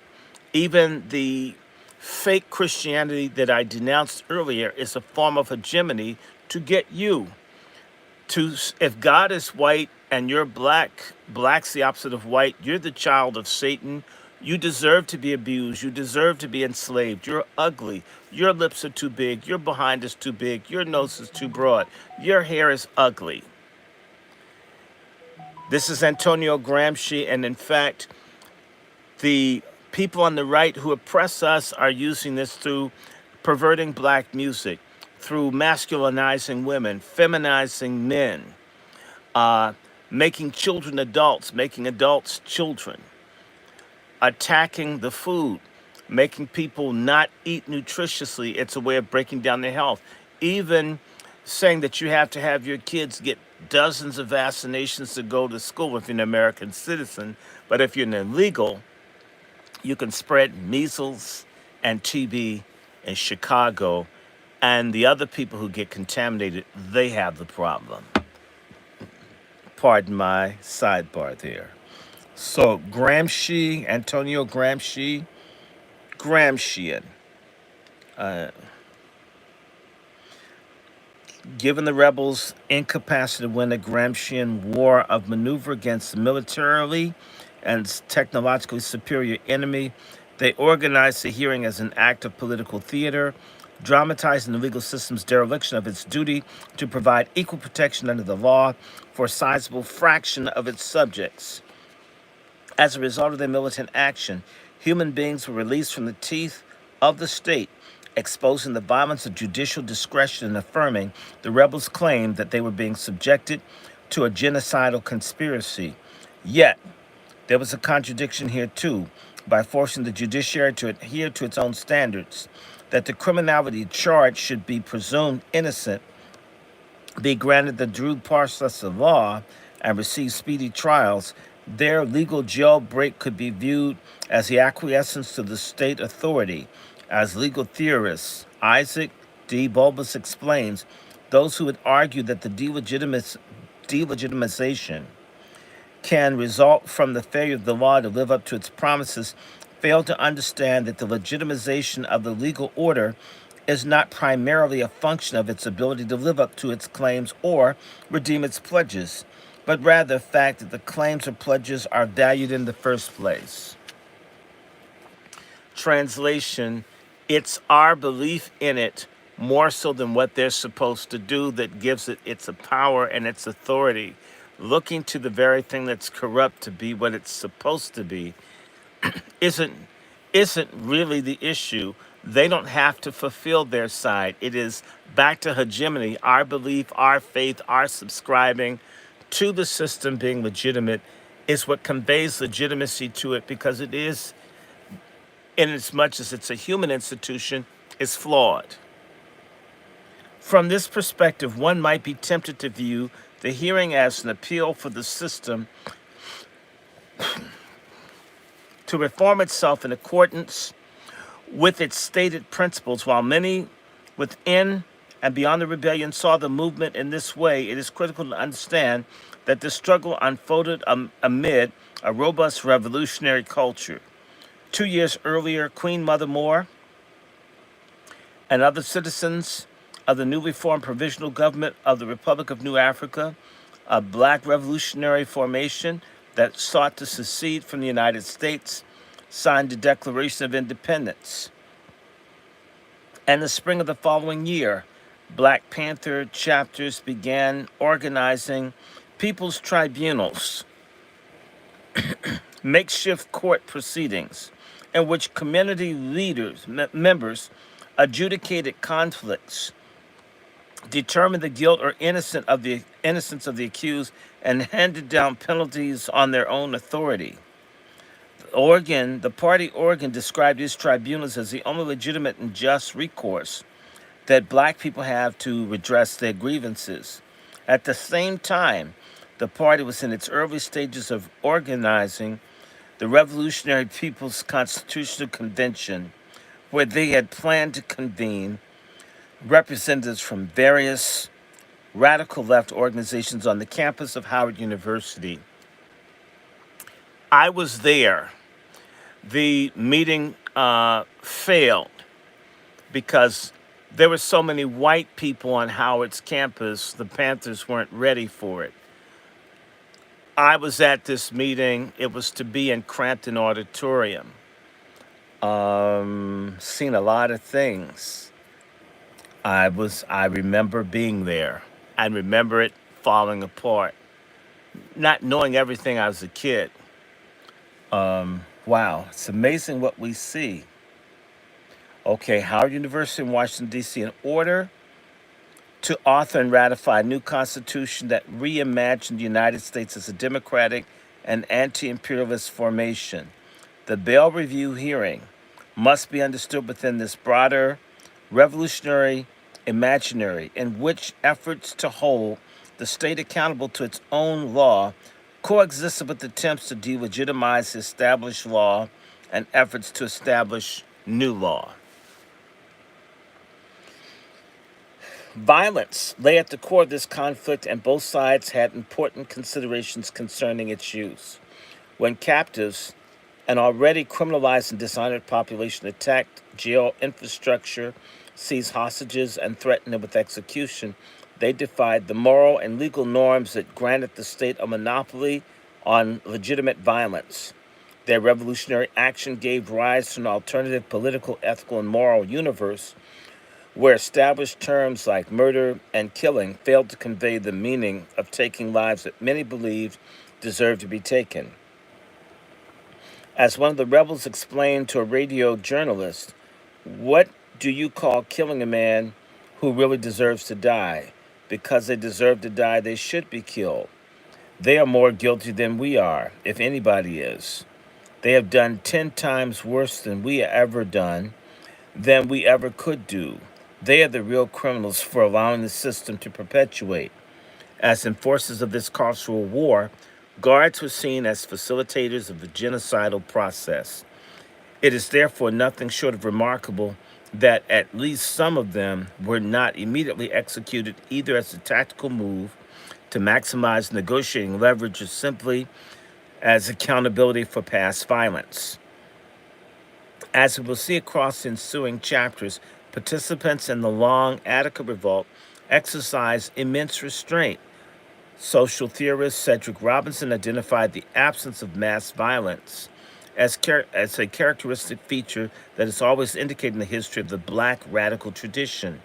Analyzing slave revolts in the United States and the Caribbean, Robinson claims that blacks have seldom employed the level of violence that they, Western white, understood the situation required. He sees this generalized refusal among African descended populations to fully reciprocate violence as they struggle against enslavement, colonialism, and captivity as evidence of their embeddedness within an alternative formation of consciousness, a way of being that is not simple reaction to oppressive conditions. Rather, it was a revolutionary consciousness that proceeded from the whole historical experience of black people and not merely from the social formations of capitalist slavery or the relations of production of colonialism. Robinson's argument is provocative, and the content of this book seems to support his theory. However, as I will show, the question of violence was just that, a question. It was fiercely contested.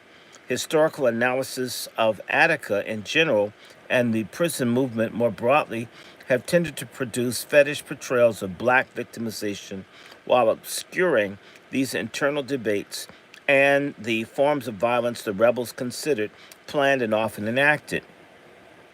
Moreover, the decision to exercise restraint was viewed by many, especially those later associated with the Black Liberation Army, not as a reflection of revolutionary historical consciousness, but as a deep seated pathology that facilitates black people's continued subjugation amid a carceral and colonial war.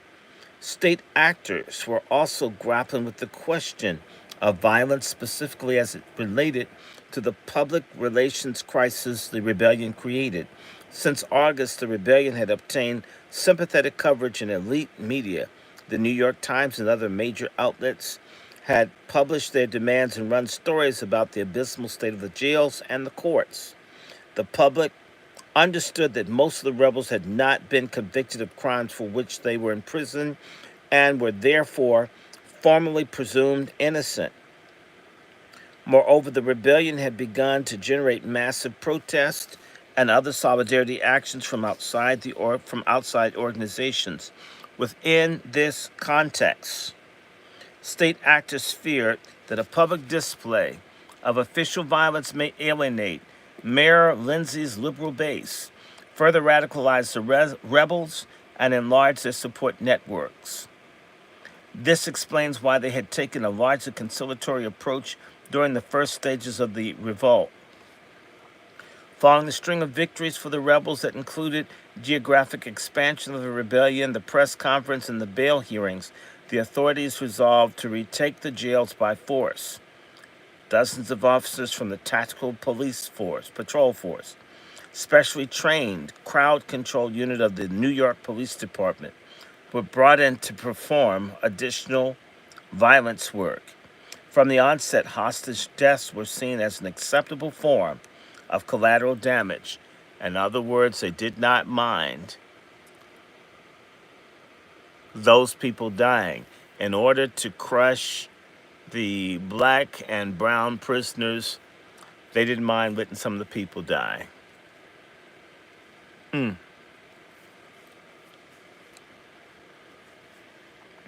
We're just going to have to consider the hostages expendable, said a high level Department of Corrections official, and view that echoed the American Correctional Association's position that the value of the hostages' lives should be tactically assessed in relation to the public perception. Unlike the state response to Attica 11 months later, an assault force did not breach the jails with live ammunition.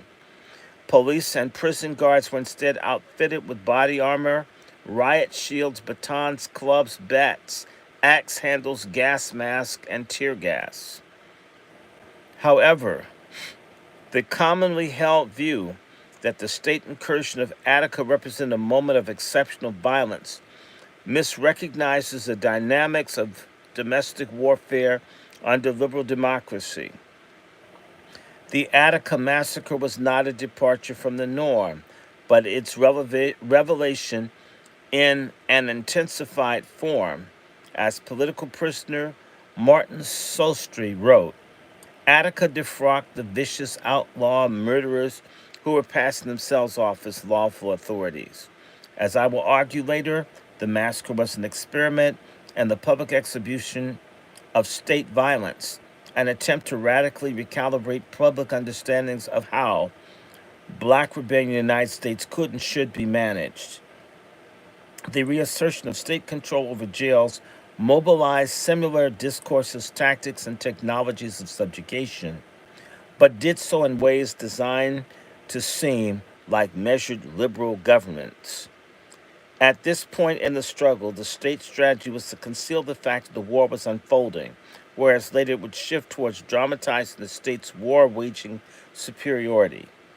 Prison-crats surmised that since the BHD and the QHD were the most recent jails to erupt, that they would be the least organized and ill-prepared to fend off attack. In fact, they developed their plan to retake the jails. The guards had already forcibly suppressed an incipient rebellion, and the adolescents' remand shelter on Rikers Island, in which captives briefly took 3 hostages. So it was during the late afternoon hours of October 4th, 1970, armed agents of the state flooded the Brooklyn jail with tear gas and forced their way onto the 5th floor, swiftly wresting the prison from the rebels and freeing the hostages unharmed. Then they traveled to Kew Gardens, where the rebels had been in control for 30 hours. They fired tear gas onto the 4th floor and used blowtorches to cut through the door hinges and locks. The press later reported that the assault met heavy resistance from rebels armed with steel pipes, forcing them to respond in kind.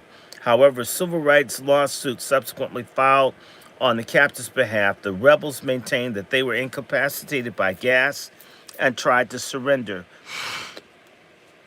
They further claimed that upon reaching the 4th floor, a supervising officer announced, "Kill them all," at which point the assault force commenced ferociously beating them into submission. Although more battles lay ahead, state actors had swiftly recaptured 3 jails, decisively shifting the momentum in their favor. Following these victories, they regrouped to reevaluate their strategy in preparation for the Tombs and the Branch Queens, the rebellions that posed the greatest potential to meet them with organized resistance. The state adopted an approach that foreshadowed what would become the normalized aspect of the carceral strategy after Attica: psychological warfare. The assault force was instructed to encircle the jails, using a siege tactic to publicly demonstrate its superior capacity for violence, while a recorded ultimatum of Mayor Lindsay was played on the local radio stations. The recording informed the rebels that they had 1 hour to release their hostages and face no reprisal or face other courses of action. Not only did this measure aim to degrade the rebels' resolve, it was a clever public relations maneuver that enabled the public to hear their mayor offering the rebels an opportunity to surrender peacefully. If the rebels refused, the people were seriously injured or killed. The casualties would easily be attributed to the rebels' intransigence and not to the state's disregard for life. The strategy was effective. As Ricardo de Leon recalls, when the rebels heard Lindsay's ultimatum over the radio, pandemonium ensued.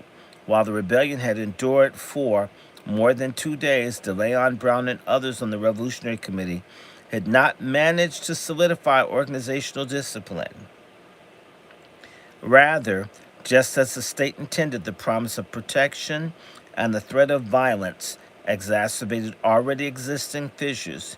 Immediately recalled de Leon, all the waverers, fence sitters, and opponents started shouting, "Let them go, let them go," setting off an extended argument about strategy before consensus could be reached.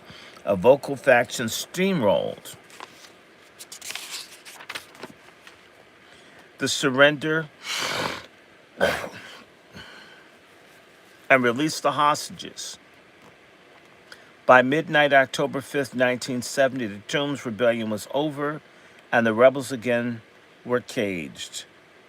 The Branch Queens rebels had followed the developments in the tomb on the radio and in anticipation of the same technique being used against them, also debated surrendering or fighting. According to Balagoon, who named himself after a West African deity of iron and war, the debate occurred between two factions of the warriors and non-warriors. The central question were, first, whether the rebels were going to surrender or fight, and second, whether they were actually prepared to execute their prisoners. For Balagoon, the non-warrior faction was as irrational as it was immoral. He believed, as colonial subjects, most of whom were raised in poverty, the rebels should have known from experience that Lindsay could not be trusted, and that even if his no reprisal promise had been sincere, he would not be able to enforce it once the steel cages clanged shut and the rebels were back at the mercy of their captors. They would all suffer consequences, he explained. As the warriors saw it, the only question was whether they would do it so alone. Balagoon was also distressed by those who refused to kill in order to defend their own existence. He interpreted this phenomenon not as a radically different shared order of things, as does Cedric Robinson, but in the tradition of Queen Mother Moore, as a symptomatic of pathological plantation mentality that had been inculcated in black people through generations of racial terror. Black people have been conditioned to die behind any old bullshit for so long, he wrote, that taking those white pigs' lives in response for murders of ourselves seemed incomprehensible to them. A crime against God and three other white men. Like theorist Frantz Fanon, those ideas were profoundly influential to the movement. Balagoon suggests that the primary barrier to the liberation of the colonized was within their own minds, a combination of a fear of death, a respect for state authority, and deference to white power that had been hammered into the population from birth. Liberation would remain an impossibility as long as colonized subjects respected the taboos put in place by their oppressors. Theorizing this pivotal moment at the level of ontology, Balagoon argued that what was at stake was beyond even the questions of life and death. It involved the very existence of colonized people as beings in the world. He believed that through rebellion, the captives had asserted a masculine humanity that disrupted the existing order. He was inimically opposed to the thought of not defending that humanity out of awe of the white man or fear of death, Speaking directly to the readers of his autobiography in an interrogatory manner, he employs the blues as a mode of theorizing black life. Do you who are reading this, here and now, know how it is to feel like nothing? Can you dig how it feels to be tired of feeling like nothing, a piece of shit? Can you dig how it feels to be a human being, a man with a will and with a purpose in the quest for justice? Can you relate to a man for 4 days, then stepping back into a cage that houses a hollow shell, a bundle of blues, a being who receives whatever treacherous society throws at him, who has been forgotten by so many people that he's forgotten his damn self on your accord for the sake of an unjust peace and a continuation of non existence? Balagoon's existential mediation conceptualizes violence as a process that demarcates the boundary between ungendered nothingness and masculine being in the world. In later chapters, I explore in greater detail how such claims to masculine humanity should not be confused with the desire to achieve parity with the white man.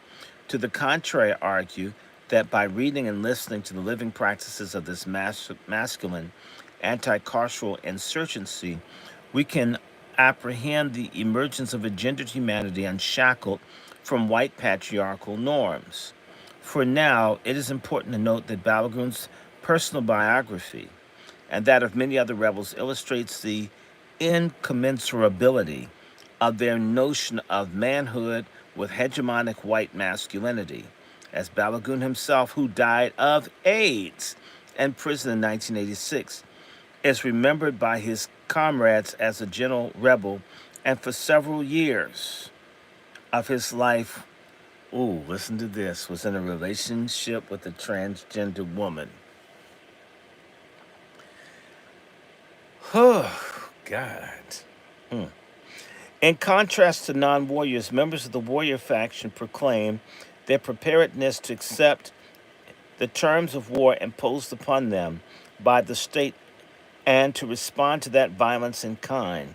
In an open letter attributed to the entire Panther 21, but which was primarily authored by Balagoon, Lumumba Shakur, and Kwando Kinshasa, months after this ordeal, these key organizers of the Branch Queens Rebellion offer an unvarnished endorsement of political violence as a productive force for revolutionary transformation.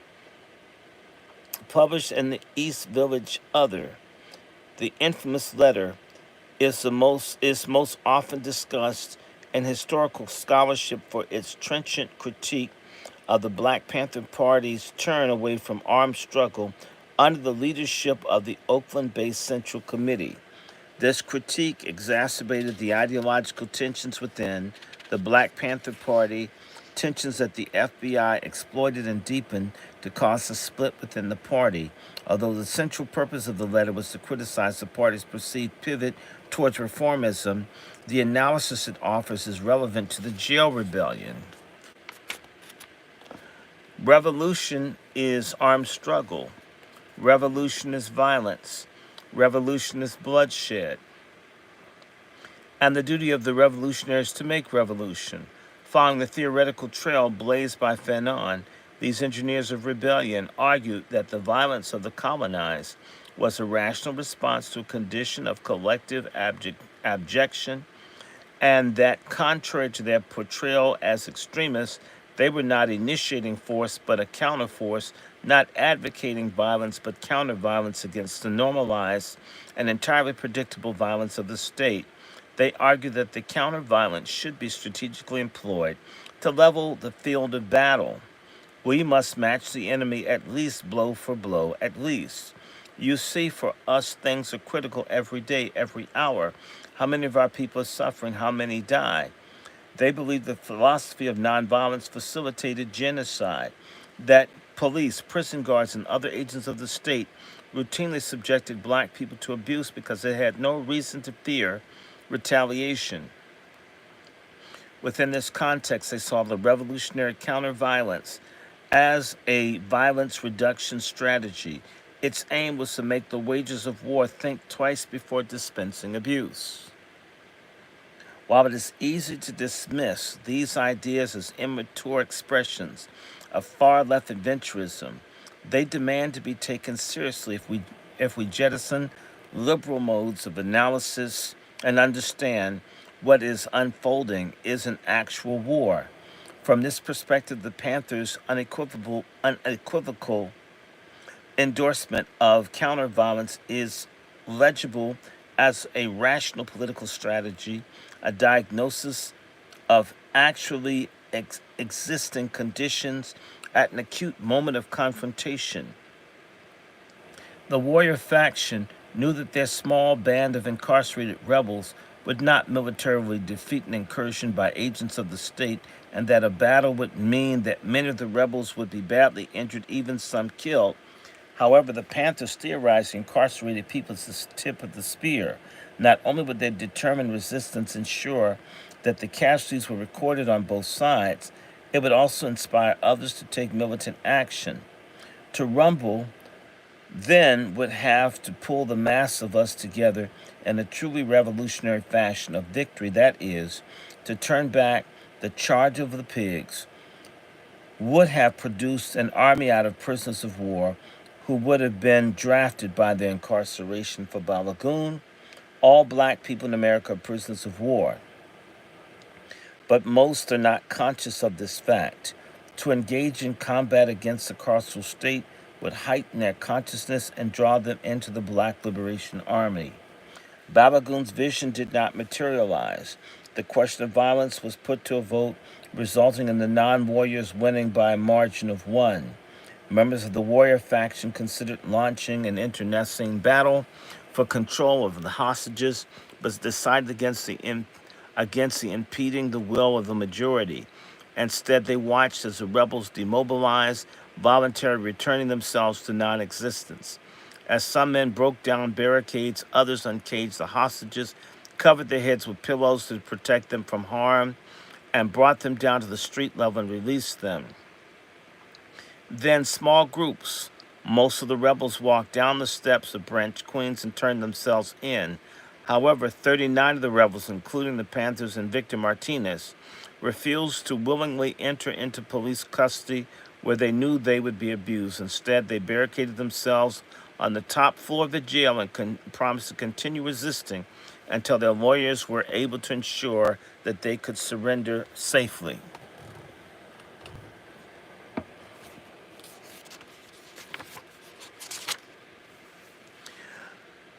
Upon cutting their way to the fourth floor of the QHD, a guard captain reportedly announced, "The war is over. You have lost. This is now a concentration camp." This openly fascist declaration of genocidal intent contextualizes the Panthers' embrace of political violence as the only sufficient means of defending their existence. A lawsuit filed on behalf of those that survived the QHD rebellion offers a glimpse of what the recaptured rebels across the jail system endured. As Balagoon predicted, despite Lindsay's no reprisal promise, they were immediately subjected to a surplus of trauma. Captives were stripped naked and made to stand at attention, only to be sprayed with fire extinguishers, shot at point blank range with tear gas canisters, savagely beaten with clubs, chains, and axe handles. At a street level, in front of the QHD's lower C gate, spectators observed uniformed men dragging their captives out of jail and collecting their beaten, bloodied bodies into a writhing pile estimated by various witnesses to number between 25 and 60 people. The guards then jumped on the pile, kicking and clubbing the defenseless men in full view of the media, offering a glimpse into the violent processes and the psychological conditioning through which the killing of white authority figures becomes unfathomable. The guards forced the recaptured rebels into chant, "Power to the correctional officer. The correctional officer is our God," and the affirmation of the mastery and deification. These normally illegal inflictions of white supremacist violence were tacitly sanctioned by the federal government, while the FBI generated extensive surveillance of the rebellions, especially those involving Panthers. It was curiously disinterested and tracking the abuse of the incarcerated. As a tactic of archival power, indeed of archival war, this active silencing attempts to weaponize history to preserve a one sided narrative as seen through the eyes of the state. Their surveillance conjures an image of bloodthirsty black extremists while revealing little about the racial terror that supports the established order. Moreover, at the same time the FBI was going to great lengths to crush the black liberation movement, it was hospitable to the consolidation of organized white supremacy within the police, the prisons, and the military, leading us to the historical present in which white nationalism and homegrown fascism are flourishing in the open. Casualties were immense. At least one captive, a black man named Thomas Shorty Hines, was beaten to death. His lifeless body was left lying in a cage for over 24 hours. At least 59 QHD captives were hospitalized for serious injuries, including broken bones, lacerations, and skull fractures. In the weeks following the rebellion, 4 captives, all of whom were black or Puerto Rican men, were found hanged in New York City jail cages. While official investigations disputed the accusations leveled by the young lords that these deaths were political assassinations, state actors conceded that the jail system was ultimately responsible for letting them die, indicting the prison as a normalized site of necropolitics. Whether by outright murder or malign neglect, the carceral system consumes the lives of the most vulnerable, but does so in ways to register that as justice administration. It was not until 12:30 a.m. on October 6th, with the assistance of Gerald Lefcourt, that the 39 Branch Queen holdouts allowed themselves to be lowered to the ground in groups of 3 and a fire department cherry picker with their fists raised triumphantly. Lumumba Shakur was the last to exit the jail. As he descended, a crowd of over 200 supporters cheered him on. He responded with a symbolic gesture of liberation. He raised his arm and revealed the keys to the jail and tossed them to the crowd. Balagoon maintained that the love and support from outside groups and organizations energized the rebellion and prevented the rebels from martyrdom. However, in their open letter, the, the Panther 21 criticized these same supporters for not taking advantage of the opportunities that the rebellion created. Organizations such as the Black Panther Party, the Young Lord Party, and the Women's Bail Fund, and Youth Against the War and Fascism had organized rallies that drew hundreds of people while employing militant rhetoric. Most of these outside supporters studiously abided the law and remained corralled behind police barricades. The jail rebellion warriors saw this as a missed opportunity. This is a block quote. When we were in the Long Island City Branch Queens jail rebellion, we felt that the people outside could have supported us with the fullest revolutionary manner in 2 or 3 simultaneous ways. Mass demonstrations at each of the prisons involved, while the pigs, quite a large percentage, were surrounding the prison. If there had been mass demonstrations while leaving the city vulnerable, in this case 5 days, for some righteous urban guerrilla military actions, and 3, if a chance occurred to liberate the prisoners at any jail that the opportunity presents itself. Thus, you see, the best tactics of revolution is continuous confrontation and struggle. The Panthers argued that the lawful and peaceful mass demonstrations were necessary, but radically insufficient for revolutionary struggle against the system engaged in genocidal war. Their critique radically disrupts the hegemonic understandings of what solidarity between these within and beyond the walls can and should look like. While the rebels had successfully organized guerrilla counteroffensives and legal jailbreaks from within, they were calling on those outside the walls to engage in militant acts of strategically organized lawbreaking. Only through the criminalized activity on both sides of the walls could their insurgency succeed. State actors had attempted to minimize their public displays of violence so not as to encourage greater involvement of those beyond the immediate scope of the conflict. Yet, towards the end of the rebellion, urban guerrilla military action showed signs of developing, according to the New York Times. As state actors were preparing to recapture the BHD, the police were harassed by an estimated 3,000 people who gathered on rooftops adjacent to the jail and pelted them with rocks and bottles. The police responded by shooting at them, heightening the possibility of a more generalized insurgency. Had a rebellion outside the BHT matured, the opportunities for struggle inside would have shifted dramatically. Following the collapse of the rebellion, an abstracted form of combat continued in the courts. On May 13, 1971, after 2 years of litigation, the Panther 21 were acquitted on all 156 counts. 5 months later, DeLeon and the others in the Mini Panther trial were acquitted of the most serious charges against them. In both cases, the prosecution relied on evidence and testimony provided by undercover agents of the New York Police Department's anti subversive unit, which had infiltrated the Panthers in order to gather intelligence and act as agent provocateurs.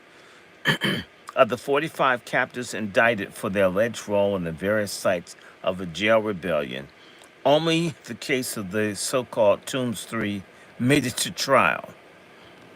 In August 1972, DeLeon, Curtis Brown, and a black Muslim named Nathaniel Ragsdale were acquitted of all charges related to the rebellion.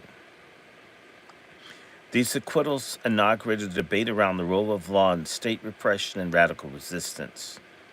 The jail rebels, the Panthers, and other radical groups viewed law as an instrument of race and class war. Liberals viewed it as an instrument of justice, albeit one that was vulnerable to corruption.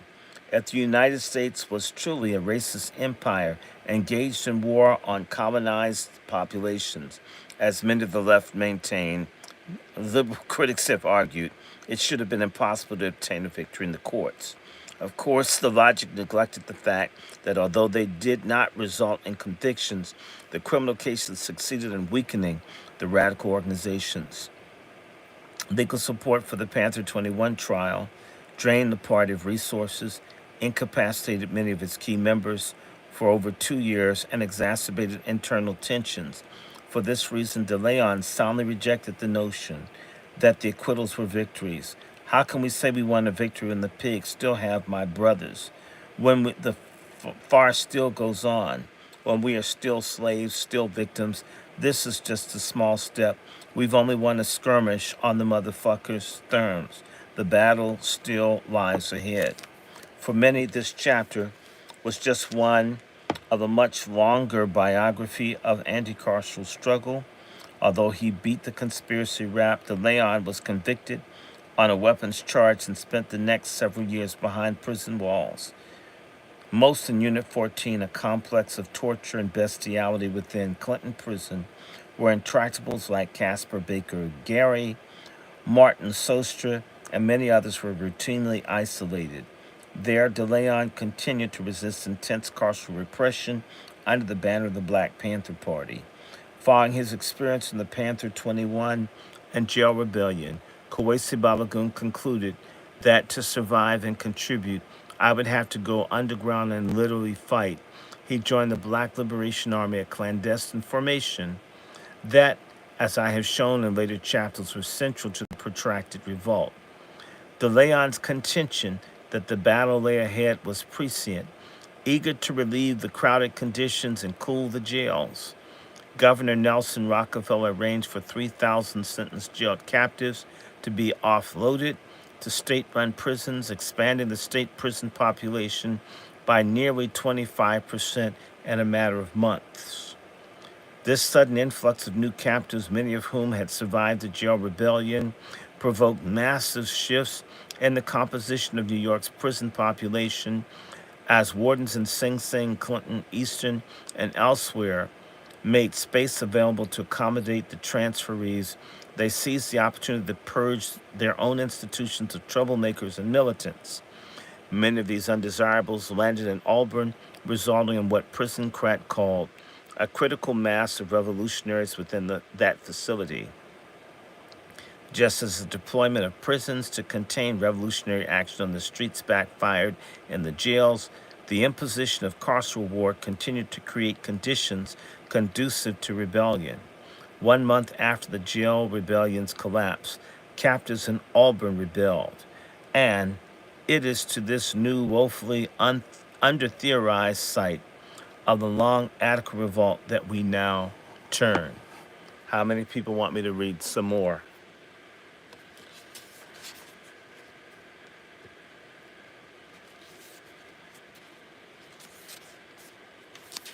How many people want me to read some more? How many people want me to read some more?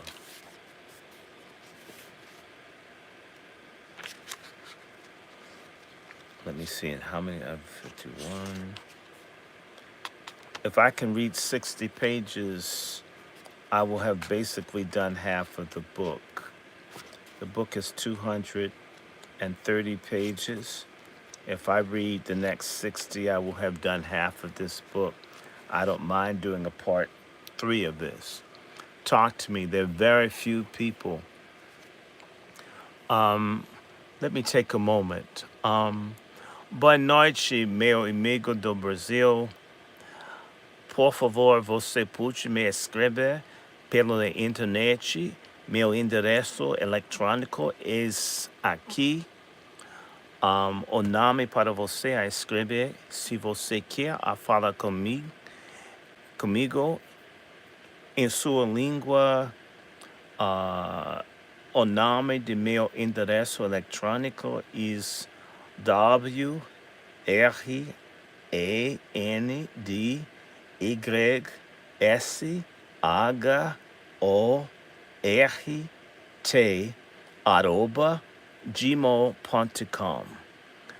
I would like for you, eu gostaria para meu irmão negro do Brasil me escrever hoje à noite porque ele é muito importante para nós a conversa sobre a luta para a liberação da raça negra.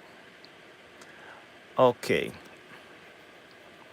We have somebody black and Brazilian. They need to know. So I'm hoping that he will write me. Amigo, qual é seu nome? Because I just see this. Okay. Oh, look. Trump 2024. I agree. I'm going to support Trump.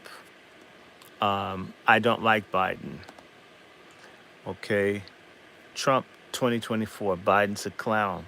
I like Trump. I don't like Biden. How about that? I prefer Trump any day, anytime. How about that? Everybody knows that I prefer Trump to Biden. He's not perfect, but Biden's a monster. Okay. So let me see. There are 5 people here. So I got a couple of people. If you guys are ready, I can go ahead and start another. And I want everybody to know this book is a phenomenal book. It's called The Tip of the Spear by Orasanmi Burton. The Tip of the Spear, Black Radicalism, Prison Repression, and the Long Attica Revolt. We're in chapter 2, and I think I can get 2 chapters out of this. Let me see. I don't mind reading until after midnight. Y'all ready? And by the way, please like this. I don't have many likes. You need to know that my channel is shadow banned. All of the folks who came on with this initially know that they held us up a whole hour before I could get on. If you don't think that they're not trying to keep us from sharing information, you don't understand what you're dealing with. Just like the prisoners were trying to tell the people there's a war going on. All right. So, say no more. And if you like the Angry Black Men's Book Club, and I see, what is that? Gold World. If that's Goldsboro, if that's the brother I think he's now in Fort Lauderdale, Florida. It's one of these people that always support me. Sister Star, Sister Devon, Brother Roland, Brother Judah, Brother Herc Owens, OG Brother in Sacramento, Brother Mark, and others. I appreciate you. Please retweet, share this space. I've sent it out all over. This is the poorest showing I've had in all year right now, believe it or not, guys. And this is a great book. This book is a powerful book. And so the numbers have dropped. They do not like what's being said in this book. So trust me. But anyway, let me have a little bit more water. My throat gets dry doing all this reading.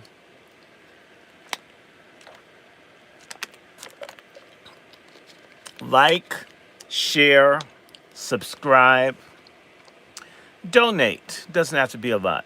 You take Brother Roland. If everybody that followed me sent me $2 a month, or if they did my Patreon, which is Dr. Randy Short, I have 21 people. I should have 50. People can give you $2. They could do $3 a month. They could do $4 a month. It's not gonna kill you. So that 4 weeks in the month, give me $1 a week. My Patreon is Dr. Randy Short. I've got now close to 2,000 followers. Do you realize I have 2,000 followers? Gave me $2 or $3 in a month. Oh my God, it would be wild. It would be on. In fact, I'm going to be podcasting, so definitely show me some love. Show me some love. Show me some love. I'm ready. Let's go. All right. This is called Black Solidarity Under Siege. This is chapter 2 in Dr. Burton's book, Tip of the Spear. Black Solidarity Under Siege, the subtitle, Three Terrains of Protracted Rebellion.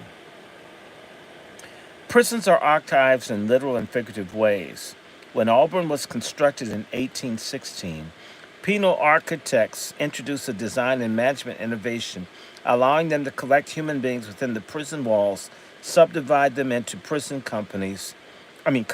convict companies, and further subdivide them into individuated cells, each labeled with a unique identification number, identified by one analyst as a human filing system. This physical ordering allowed penal experts to efficiently identify, observe, classify, access, sort, describe, sequester, silence, release, destroy, and extract knowledge from their targets. As theorist Michel Foucault notes, prison-based surveillance leaves behind it a whole meticulous archive. It situates individuals in a network of writing and engages them in a whole mass of documents that capture and fix them. The sources generated by the carceral archive become epistemic infrastructure for dominant narratives about prison and those forced to dwell within it. As elite media look to these records, the state actors who produce them establish architectures of truth.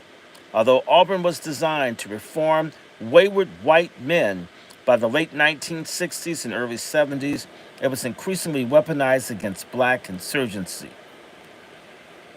I'm going to take one more break. This 1 second. Give me 1 second, because I don't want to stop.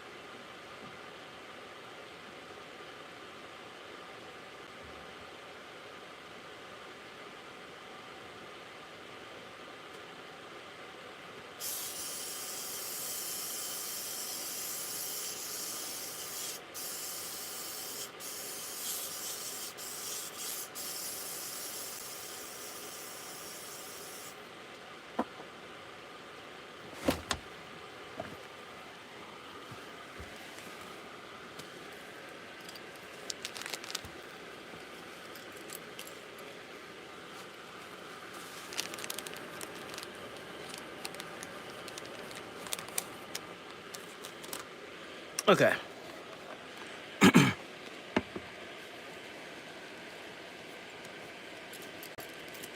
I just use these. I don't care.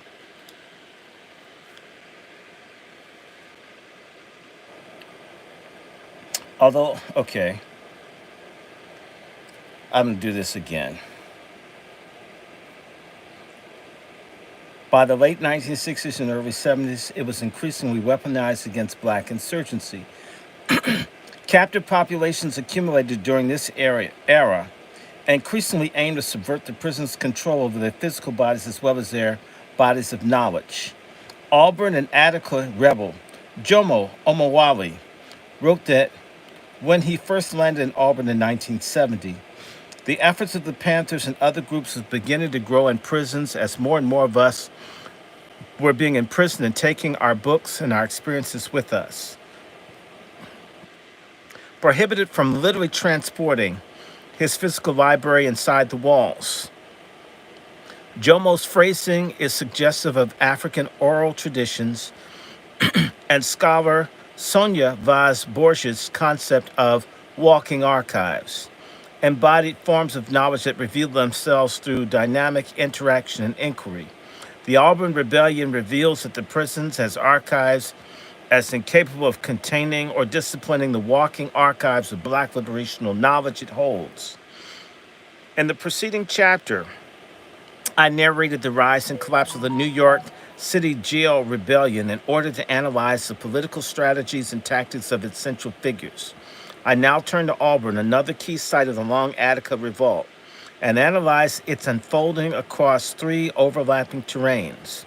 The physical struggle was only the most visible form of the Manifold Rebellion, and what follows I also illuminate a narrative rebellion. I show that through the insurgent letter writing praxis, incarcerated combatants contest the state's control over the story of Auburn, its genesis, its temporality, intensity, meaning, and demands. Finally, examining what I call the epistemic layer. I show that the captives cultivated black radical ways of knowing and thinking, rebelled against Western concepts of political rationality. Unearthing these layers of rebellion through unconventional archival strategies, I demonstrate that at their core of the struggle was the category of the human. I show that imprisoned black radicals were not struggling solely to achieve diminutive notions of reform or rights, or even for assimilation into existing regime of humanity. Drawing on the black radical and decolonial theory, I argue to the contrary that they were struggling to realize and preserve new definitions of what it means to be human. As white as a white Western discourse that developed in dialogue with colonial conquest, the liberal humanist project attempts to define and demarcate the boundaries of humanity across a long durée of Western modernity. Black and other colonized populations that function as the non-human others, existing beneath and beyond humanity's normative paradigm. And the wretched of the earth, which the rebels employed as a kind of manual, Frantz Fanon famously explained that the racial colonial domination divided, compartmentalized, and sealed the modern world into mutually exclusive zones, each inhabited by distinct species reified by colonialism itself. The colonized zone is a disreputable geography inhabited by objectified things, by niggers and towel heads, by those representing a corrosive element, the very negation of values. By contrast, the ruling species inhabit the zone of white civilization, of European culture, and historical progress, as defined by those who created in the world in their own image. These zones are policed by a border of violence, a border that incarcerates the colonized within a regime of oppression, and yet, despite inhabiting the zone of enlightenment, of official freedom, justice, and equality, the colonizer also suffers a deformed existence, an existence secured by genocide. Look at Israel, guys. As Aimé Césaire explains, the West has never been further from being able to live a true humanism, a humanism made to measure the world, made to measure of the world. As I will argue more forcefully in the following chapter, The Long Attica Revolt was a prison was a revolutionary struggle for the decolonization and abolition at the site of a U.S. prison. Although Auburn was a key zone of this struggle, it has largely been it, it has been largely forgotten, and what little scholarly literature exists, the state's reflects the state's deceptive framing of the event.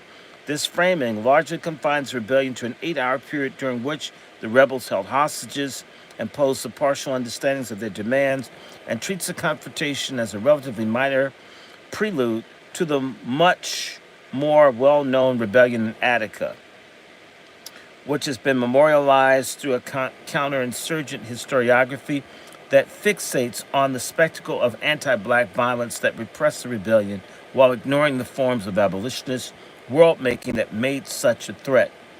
It is often said that the central contribution of Auburn was that it taught captive rebels not to trust the state promises regarding reprisals, as if this lesson had not already been learned, as if their political praxis crusted at petitioning authority.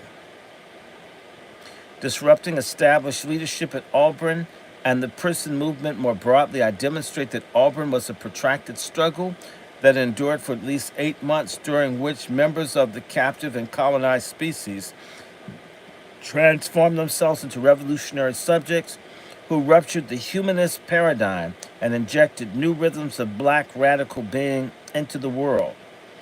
The content of this new rhythm, this new genre of human being, to use theorist Sylvia Wynter's formulation, was not determined in advance, but was rather actively produced through the processes of collective struggle. Auburn rebels wrote extensively about their multifaceted revolt and did so through the rubric of a protracted war. But unlike the state initiated war to which they were responding, theirs was a war of becoming. Elucidating this point through the prose conditioned by violence, Charles Leon Hill wrote, "We engage in a protracted struggle at the Auburn concentration camp, often clashes of force, verbal confrontation, but never retreat, open conflict, war till death. Even we who dare to fight, to resist, to demand human treatment, or succumb to the wrath of tyranny and forsake the cause of human dignity, or our bodies will be crushed, but our spirit prevail. For we maintain no illusions of superhuman victory behind these walls, but we keep aflame the spirit of the freedom fighter."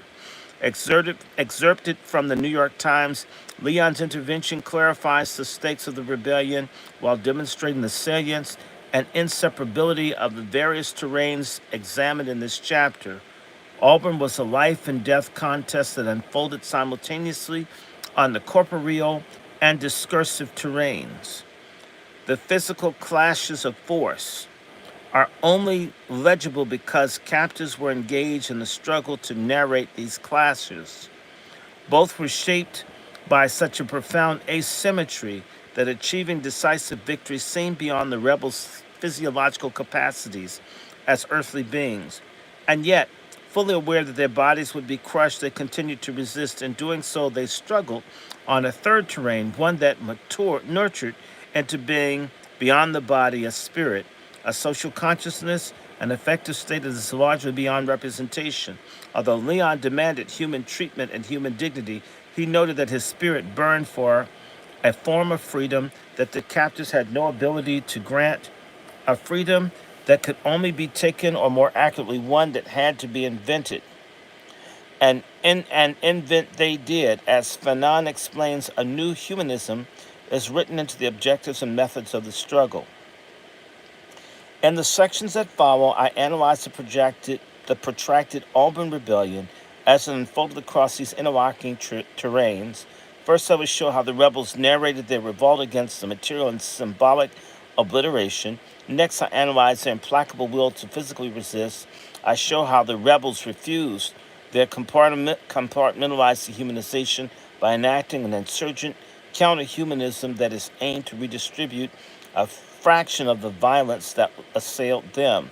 Yet within and against and beyond this totalizing spiral of violence, I showed them evolving on an altogether different terrain. They were cultivating an intra and intercorporeal modalities of collectivity, intimacy, love, tenderness, modalities that reveal the smoldering core of the revolt's revolutionary content. The protagonists, the protagonists of the long Attica revolt contested a carceral counterinsurgent narrative, and what the ruling power, the administration of the penitentiary, and the reactionary newspapers have published must be considered as war communiques, wrote the French based Prisons Information Group, adopting the analytics analysis of imprisoned revolutionaries in the United States. This methodological intervention demands an analysis that analysts interpret the dominant narratives not as a reflection of truth, but of power, as propaganda intended to fill some tactical exigencies and to serve a specific purpose. Other official sources position the Auburn disturbance within the linear temporality that begins on November 2nd, 1970, and reaches its climax 2 days later and is swiftly brought under control, leaving a deafening silence in its wake. The rebellion's alleged genesis was the administration's refusal to allow the black population to celebrate Black Solidarity Day, a recently established holiday on which black people refuse to work. The story begins with the strike in which captive rebels collectively withdrew their labor from the Auburn license plate shop, tobacco packing plant, textile shop, and metal bed shop. Later that day, while the population convened in the yard, a group of so-called extremists associated with the Black Panther Party, the Young Lord Party, and the Five Percenters, an offshoot of the Nation of Islam, forcibly took control of Auburn's public address system and announced that the strike was occurring in observance of Black Solidarity Day. Rather than inflame an already tense situation, Warden Harry J. Fritz declared November 2nd a half holiday. Over the next 2 days, November 3rd was an election day and thus a planned holiday. Prison guards surveilled the various meetings, discussions, and speeches that the captives self-organized in Auburn's yard. An affidavit from Fritz noted black militants harangued the inmates with the message that instead of the administration maintaining control, they would determine the destiny of black men within the institution. A Department of Corrections official told the New York Times that the captives increasingly have a consciousness of themselves as victims or political prisoners. They preach this, and through coercion or force, they pick up a following. An administrative misbehavior report charged one captive with making inflammatory speeches using assembled inmates to take militant action against the institution. Fritz noted that the militant rhetoric notwithstanding, on both nights, virtually all the inmates peacefully partook of the evening meal and voluntarily returned to their cages at the regularly scheduled time. Nonetheless, he ordered his subordinates to isolate the 13 ringleaders deemed the most responsible for these disruptions. A state investigation later concluded that Fritz had not taken this preemptive action. The November 4th uprising, had Fritz not taken this preemptive action, the November 4th uprising might not have occurred when it did. That morning, hundreds of captives, most of whom were black, again refused to participate in Auburn's routines, demanding immediate release of their isolated comrades. The protests then escalated into a rampage. Investigations noted prison guards claimed that roughly 400 black militants coerced a population of 1,600 into participating, preventing them from leaving by bodily sealing off exits from the yard. The rebels overran the entire prison, released their comrades from isolation, and captured between 35 and 50 hostages, whom they bound, gagged, and assembled in the center of the yard. At least 4 were brutally attacked with their own clubs and later had to be hospitalized. Others were doused with gasoline and threatened with immolation. There is no doubt that the prisoners are under attack. The prisons are under attack, a Department of Corrections official told the press. Echoing this conclusion of the Toombs insurgency, the Auburn rebels relinquished their hostages in exchange for a promise that the authorities would consider their demands and abstain from retaliation. Little is known about the content of their demands beyond what the state authorities tell us. Specifically, a prominent New York Republican who investigated Auburn produced a list of what he understood to be their key grievances, including the lack of Spanish speaking guards, culturally relevant programming, abysmal conditions, high commissary prices, parole reform, and more. While I have no doubt these points were among their existential concerns, what we know of the demands presents a conceptual impasse. The filtering of black radical discourse through white liberal imagination that necessarily delimits the consciousness to terms legible within its knowledge paradigm.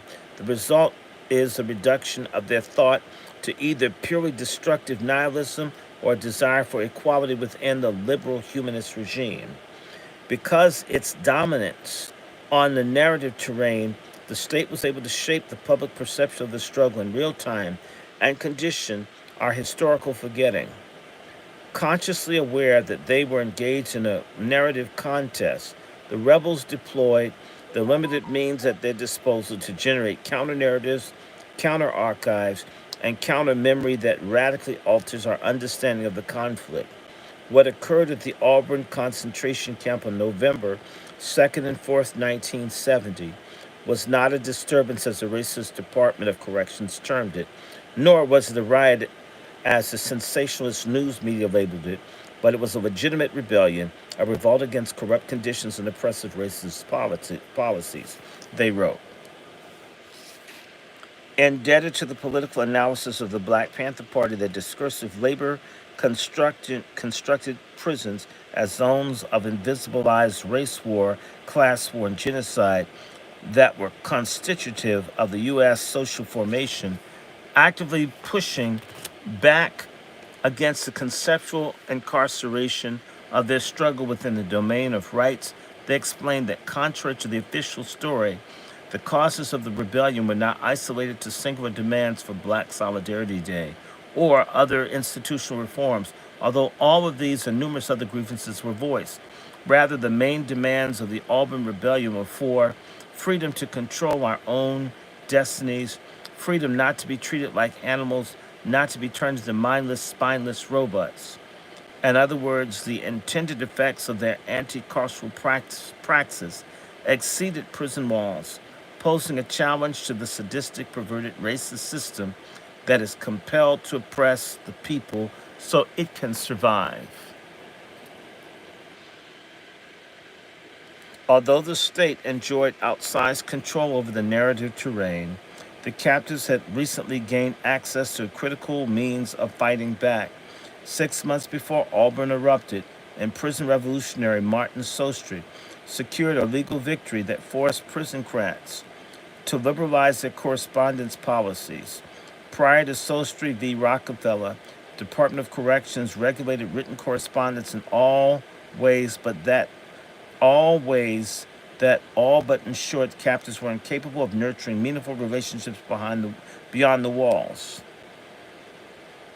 All letters had to be handwritten in English on an institutional template that provided minimal space for content.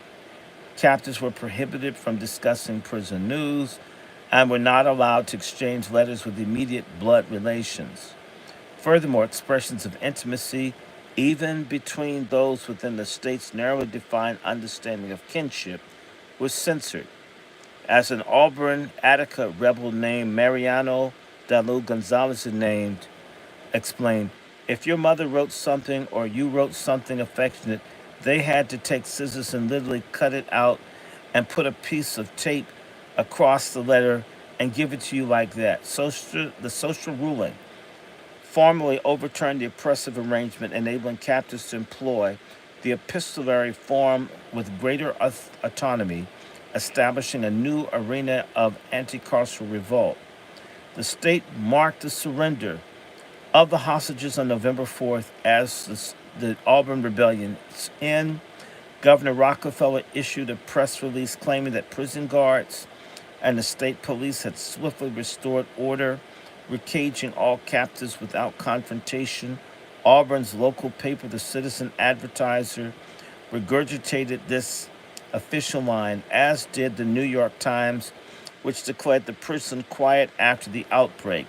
In its brief discussion of Auburn, the New York State Special Commission on Attica makes no mention of the official retribution or ongoing resistance, only allowing the state's promise of non reprisal to be broken when 13 ringleaders were shipped out of Auburn and put in solitary confinement elsewhere.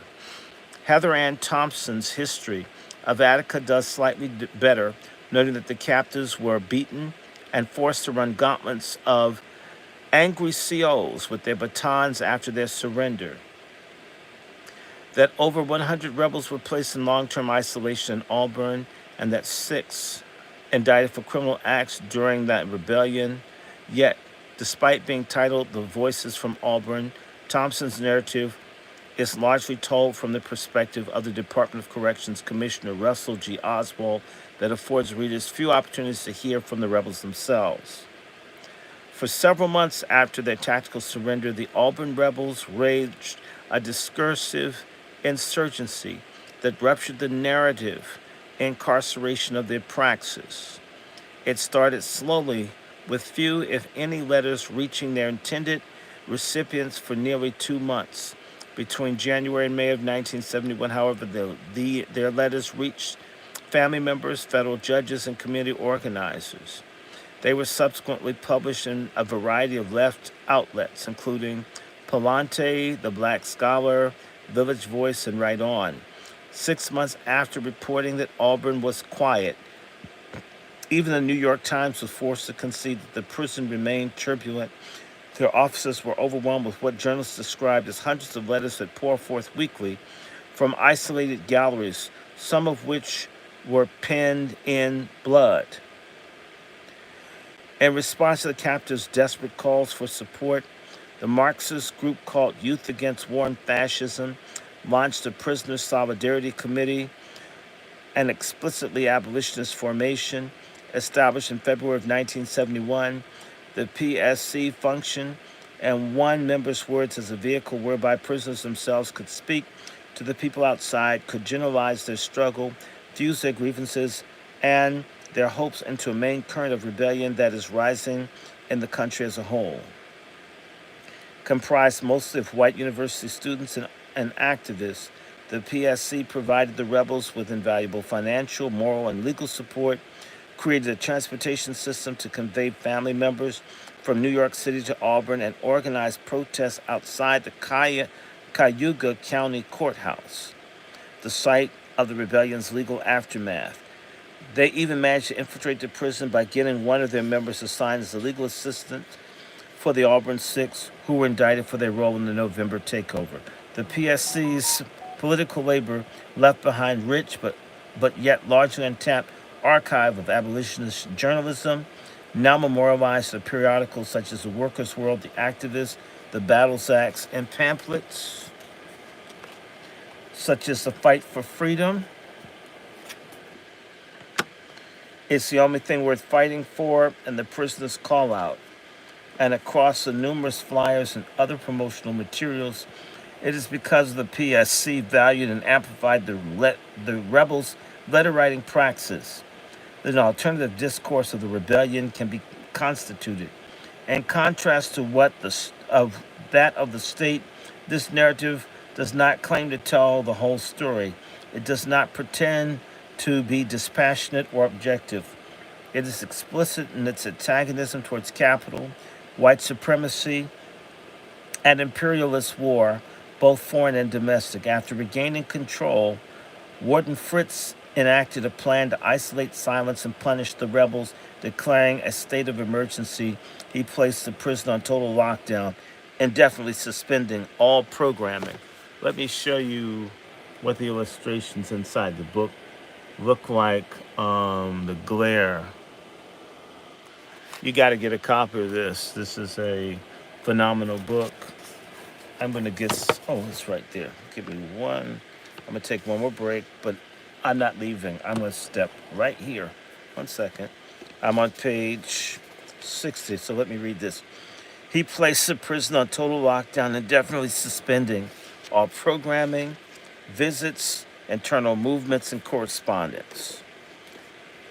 11 of the 13 ringleaders were transferred to Attica and immediately sequestered in solitary confinement. The remaining two suffered the same fate in Greenhaven. Out of the 400 black militants believed to be the most active in the rebellion, Fritz isolated 80 captives within a gallery of special housing unit, cages on the top floor of Auburn's cell block, also known as the roof. The remaining malcontents were kept in 24 isolation in the general population, pending transfer to Comstock, Clinton, and other maximum security prisons. Once more, that the SHU space could be made available. Special housing units.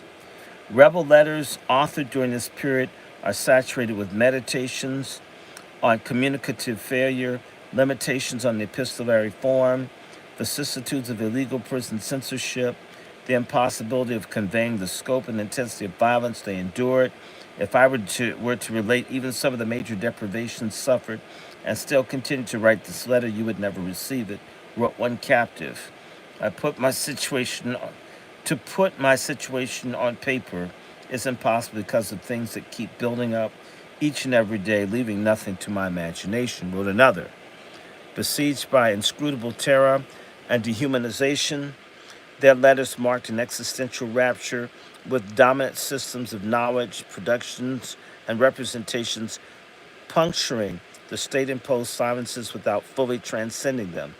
We're the voices of black inmates who have been relegated into the obscure microcosm of ultra punitive segregation, which is the roof, behind the iron curtains of the Auburn prison.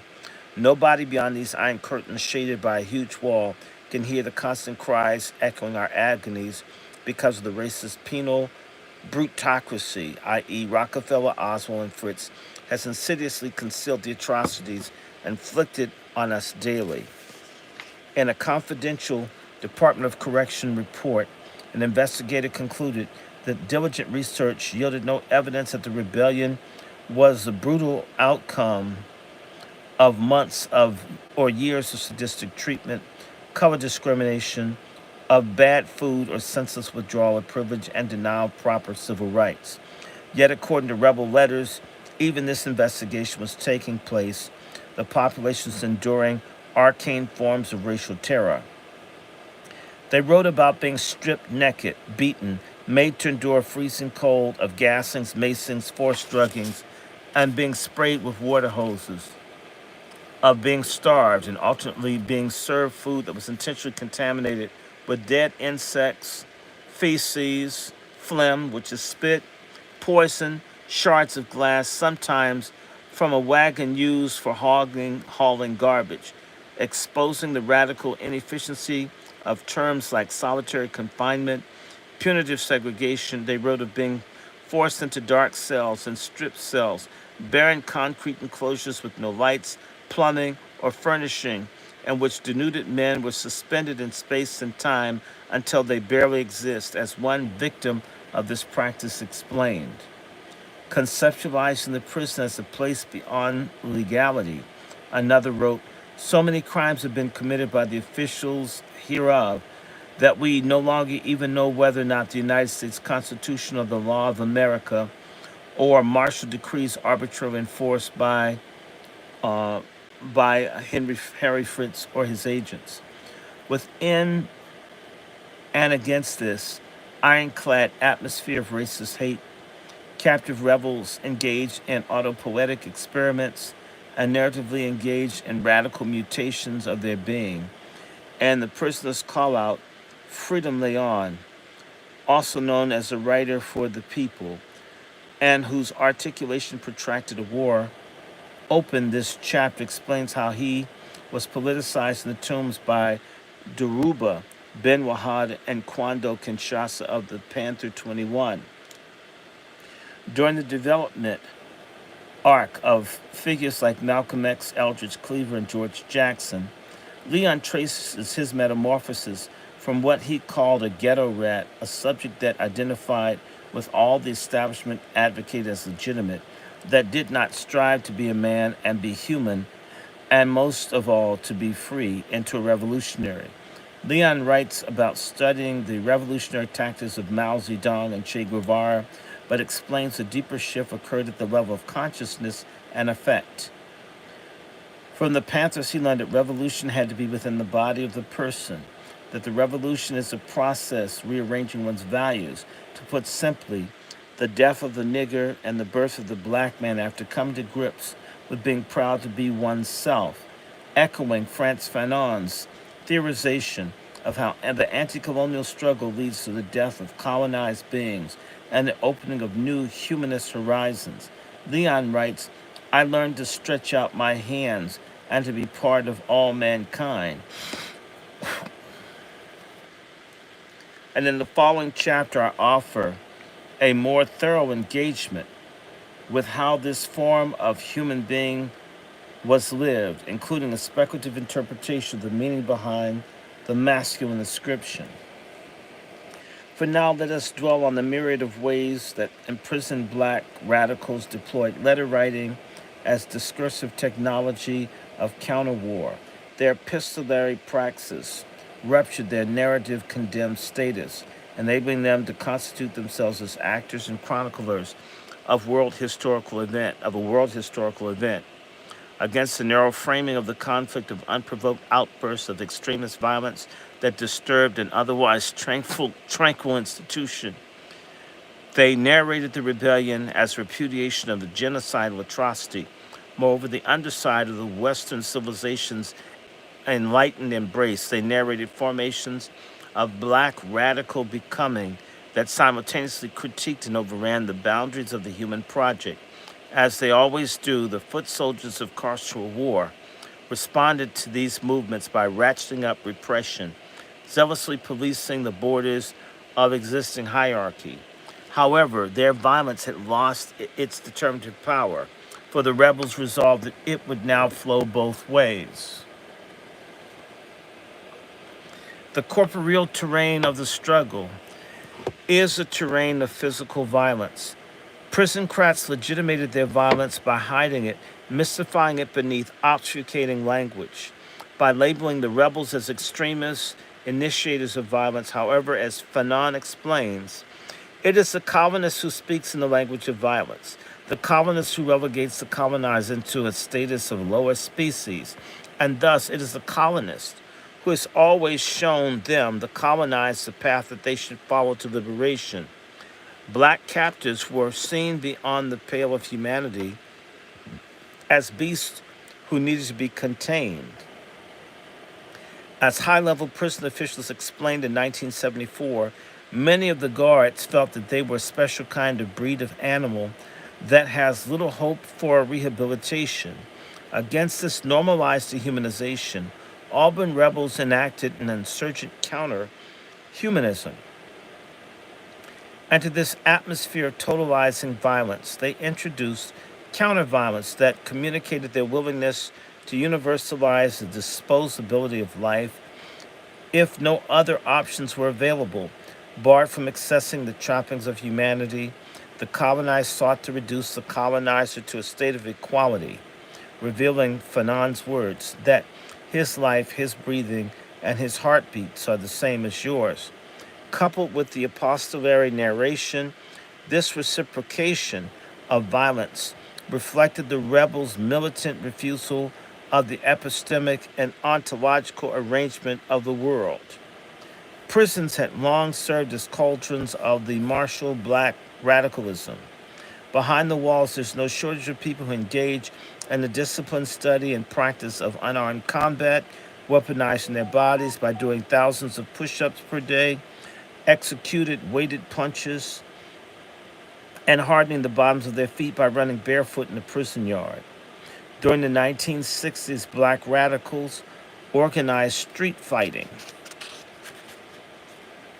fighting competitions, and the abandoned area of Greenhaven Prison attended by various black nationalist formations. These underground contests provided opportunities for captives to hone their martial prowess in an environment oriented towards collective survival and liberation. They employed East Asian styles such as karate and judo, as well as their own fighting systems, with names like mental boxing, kill the enemy within. Captives developed these techniques to preserve bodily autonomy while fighting on the internal terrain of war, the conquest of fear, doubt, and inferiority complex imposed by the colonizing process. Whenever possible, we will avoid antagonizing the pig, notes the rules and regulations of the Auburn Black Panther Party. And yet, members were instructed to arm themselves with knives, karate, and brute strength so that if a pig should make an apparent that he intends to take you off this planet, you may get the opportunity to at least take one pig with you. Isolated on the roof, the Auburn 80 responded to the carceral siege with even more rebellion on December 20th, 1970. For example, they launched an attack from within the most secure section of the prison. A memo from Warden Fritz limns that the insurgency through the drab vernacular of state bureaucracy, whereas the number of inmates and the special housing units participated in the second uprising on December 20th, 1970, and what the staff released them from their cells in order to provide outdoor exercise. These inmates armed themselves with a variety of weapons made from cell furniture, and destroyed for this purpose mop handles and brooms, broke windows in the special housing unit, removed control levels, and used to open and close windows, and armed themselves with levers as weapons, and then refused to return to their cells upon the order of institutional officials, making it necessary to use tear gas and other physical force to compel inmates to return to their cells and submit to a search for weapons, all of which created a grave threat to the safety and security of the facility. Fritz frames the special housing unit rebellion as an unprovoked guerrilla ambush against unwitting guards who were only performing their duty to ensure their captors received their legally mandated hour of recreational time outside their cages. Unresponsive to rational speech, this bloodthirsty horde left the guards with no choice but to beat them back with defensive force and tear gas, and which they dispensed with the utmost of restraint. 6 months after this confrontation, the Black Scholar published a letter that indicts Auburn prison crats for consigning the rebels to a realm beyond humanity's protective embrace. According to Jalil Abdul-Alim, he and other members of the Auburn 80 were caged 24 hours per day in cruel and inhuman conditions. He wrote that in response to the trivial things like demanding our human rights, hot meals, clean clothes, constitutional guarantees, showers, etc., they were subjected to physical, psychological, and sexual attacks that assailed the surfaces and interiority of their bodies, their flesh, vital organs, nervous systems, the respiratory system, and senses.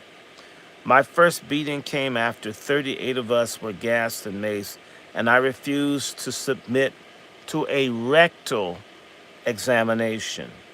I was deaf in my left ear for more than 2 weeks, and I received lacerations on my legs, arms, and head. By placing a rectal examination in the scare quotes, Alim demystifies his commonly used technique of sexualized conquest that is normally cloaked in rationalistic jargon. And y'all say the LGBTQ is on black folks' side? They say that? These white guerrilla sissies are raping and killing black men even now. The rebels were not passive recipients of these treacheries, but rather historical agents that analyzed what was being done to them and consciously fought back. Although they numerically outnumbered their tormentors, they were technologically outgunned, physically immobilized in carceral space, responding to increasingly militaristic siege tactics. They employed a form of carceral guerrilla warfare. As George Jackson explains, guerrilla warfare is not fought with high-tech weaponry or state-of-art gadgets. It's fought with whatever can be had, captured weapons when they can be had, but often antiquated firearms, homemade ordnance, knives, bows, and arrows, even slingshots, but mostly through the sheer will of the guerrilla to fight and win no matter what. The Auburn rebels actualized this insight, fighting to maintain a modicum of autonomy with no conceivable path to victory. During the onslaught of these pigs, we were being gassed and forced to break up our toilet bowls and sinks in order that we might defend ourselves to a degree from these spacemen looking pigs with their clubs, mace, an array of gas masks, oxygen cans, tear gas guns with which we were vamped on. The racist pigs left 20 and 30 gas canisters behind that we were left to deal with. For the ongoing rebellion, they paid a price not only in blood and bone, but also in financial debt. For the damage incurred to the prison, I have to pay $87.74 before I can buy the bare necessities, toothpaste, soap, etc. Alim wrote, I hate even to mention how much prison time and wages it would take for me to pay that price. We was crazy, Brother A explained to me over the phone. We used to like cursing at them, calling them pigs, spitting on them, and throwing our piss and shit on them. I had to ask them why he and others on the roof had organized such strong resistance.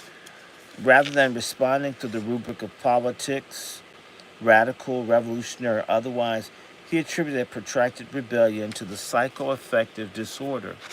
He said that the rebels were not in their right mind, were not operating as rational, self-owning subjects, but rather as the bearers of madness, of ungovernable cognitive schemas. And some of us were extremists, he continued. His adoption of a term that is often hurled by the state as delegitimizing gesture resonates with this proclamation by Jackson. I am an extremist. I call for extreme measures to solve extreme problems. It is telling, however, that the examples that Brother A uses to illustrate rebel extremism and craziness of hurling offensive language, bodily fluids, and feces again reflect a profound asymmetry of this struggle. A prison psychiatrist who testified at a federal hearing noted that rebels were struggling through severe trauma, resulting in a sharp increase in suicidal ideation and incidents of self-harm. And yet, prison crats were in the position to weaponize mental health. Numerous letters accused the state of having captives forcibly committed to the Dannemora State Hospital for the criminally insane and deploying drugs to reduce them to a vegetative state. What does it mean to be crazy, to be extreme, to be mad amid a condition that itself is beyond reason? A letter from James Cato Dunn, dated January 5th, 1971, echoes Fanon, positing that it was the carceral environment that was crazy and extreme. Inscribed in a beautifully ornate penmanship, the letter accuses the plutocrats of subjecting captives to uncivilized acts of insane, punitive maltreatments, hoping to curtail the abuses and denials of certain guaranteed rights under the U.S. Constitution. Cato's letter pleads for legal support. However, as times wore on, these abuses intensified. He grew more belligerent, developing a reputation for grabbing patrolling guards through the guards of his cage and choking them out whenever he caught one getting too close. These attacks would invariably result in Cato being singled out for special brutalities, humiliations, and violations.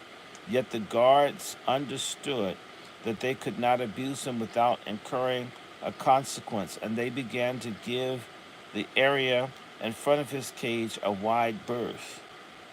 In a letter published months later in Right On, Cato seemed to abandon any aspiration for inclusion in normative humanity or citizenship, garners references to the U.S. Constitution, human rights, or attorney.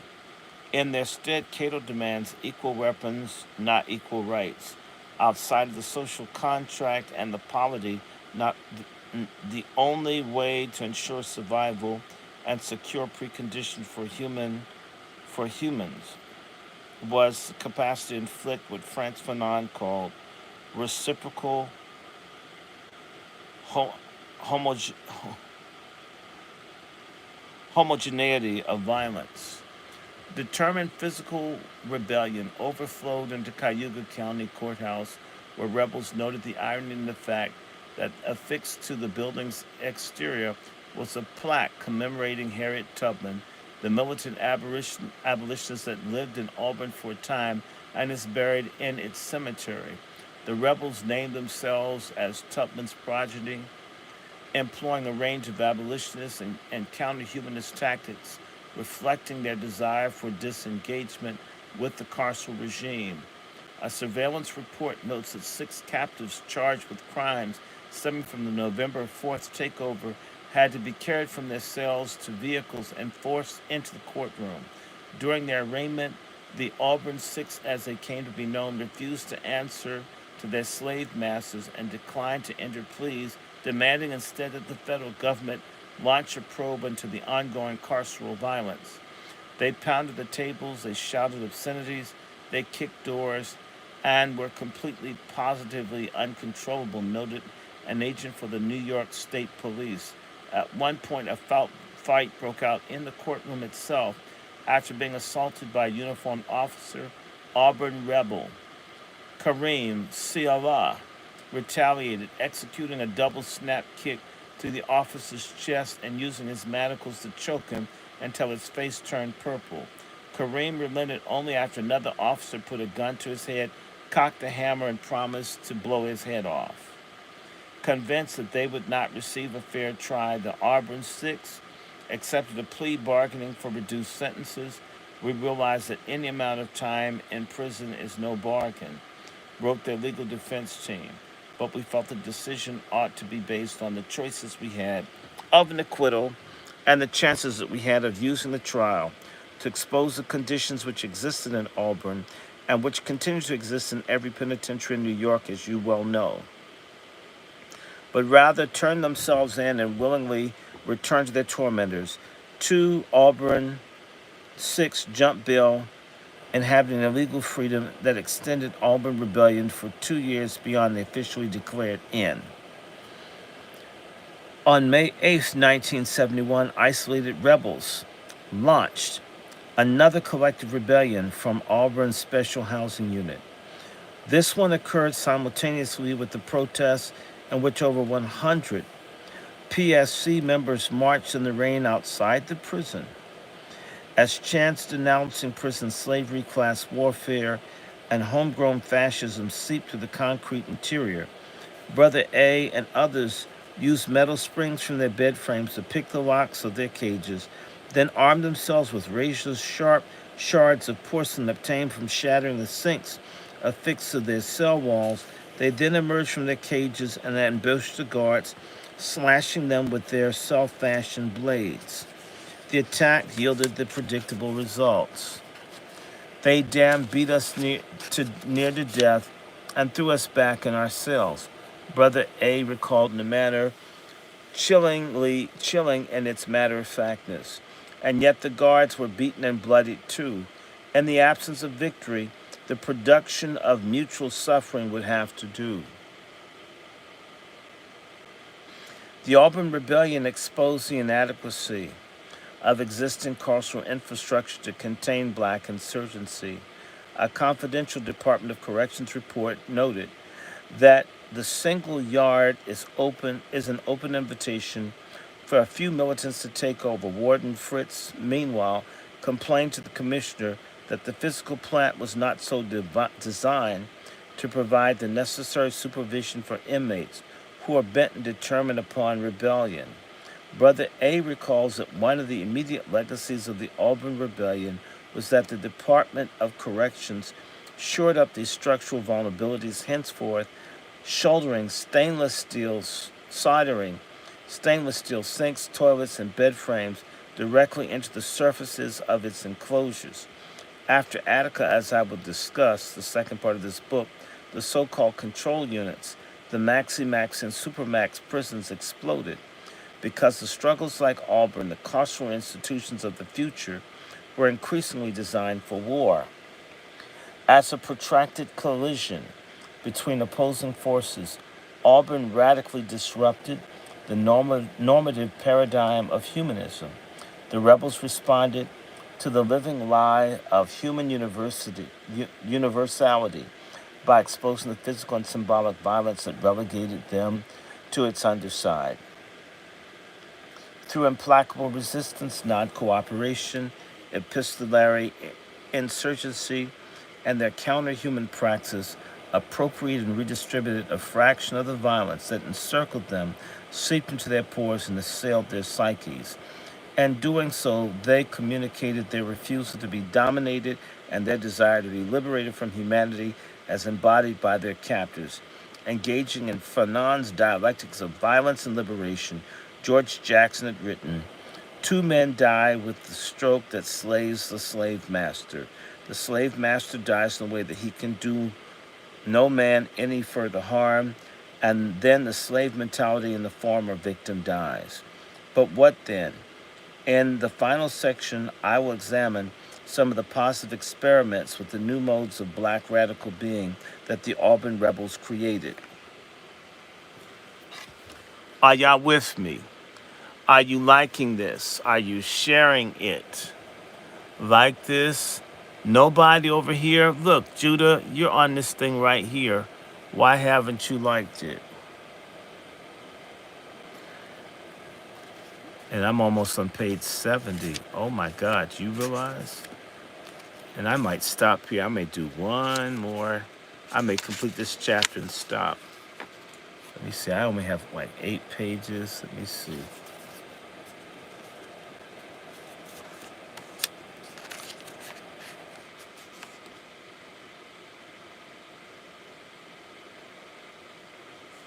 Oh, yes, Sister Thompson. I'm shadow banned. People need to understand. They're working very hard to make me go away. I need people to share these. We were reaching too many people. They got upset. It's up to you. So everybody take a second. Share this space. Come on. I'm going to take a break for a second. I'm going to keep taking breaks, but it won't be that long. I'm going to get a little bit of this right here. I'm going to take a little colloidal silver. Wait a minute. Let me have some more of it. Let me look.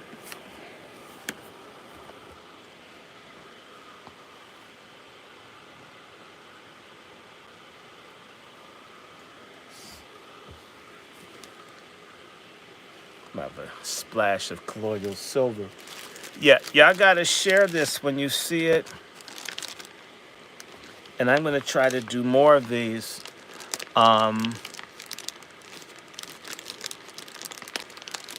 Start. Yeah, you need to look. I'm putting this out wherever I can, but I need people to look. I don't know what they're doing. I know I'm putting out my stuff. I'm gonna have a little colloidal silver. Then I'm gonna be right back in this. If any of you, that's probably why one of my friends, whose name is Thompson, Brother Roderick Thompson, introduced me to the Garden of Evil Eden, colloidal silver. This stuff helps. I haven't used it. I've had this. I'm gonna start. I'm gonna have a little bit. I haven't had any of this in months, and it shows. It's very good for fighting sinuses. And I haven't. I had this bottle sitting here. It is really good. I'm gonna have a little, and I'm gonna go back to reading.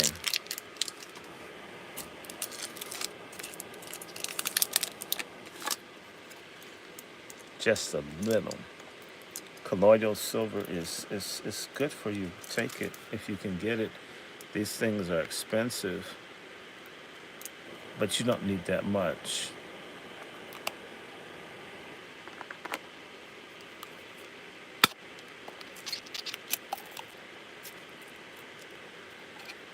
I'm gonna have a teeny bit.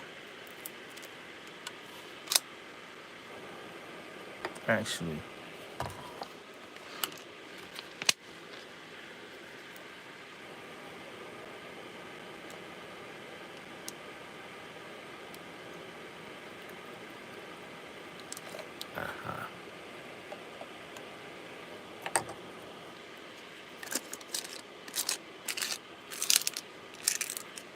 this is a crazy book, y'all. So I just put it in my spring water.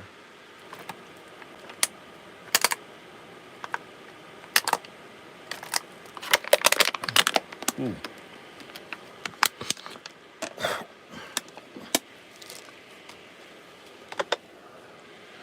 All right. This is a section called The Sound of a Different Drummer. Again, this is a Tip of the Spear. I'm on page bottom 68. I have nothing to say, sir. This enunciation of silence is attributed to Eric Thompson. His number is 26385. However, at the top of this transcript of this exchange, in a small act of defiance, his chosen name is written in cursive lettering: Jomo Sekou Omowale. Jomo offered his courteous but decisive answer in response to Vincent Mancusi's question,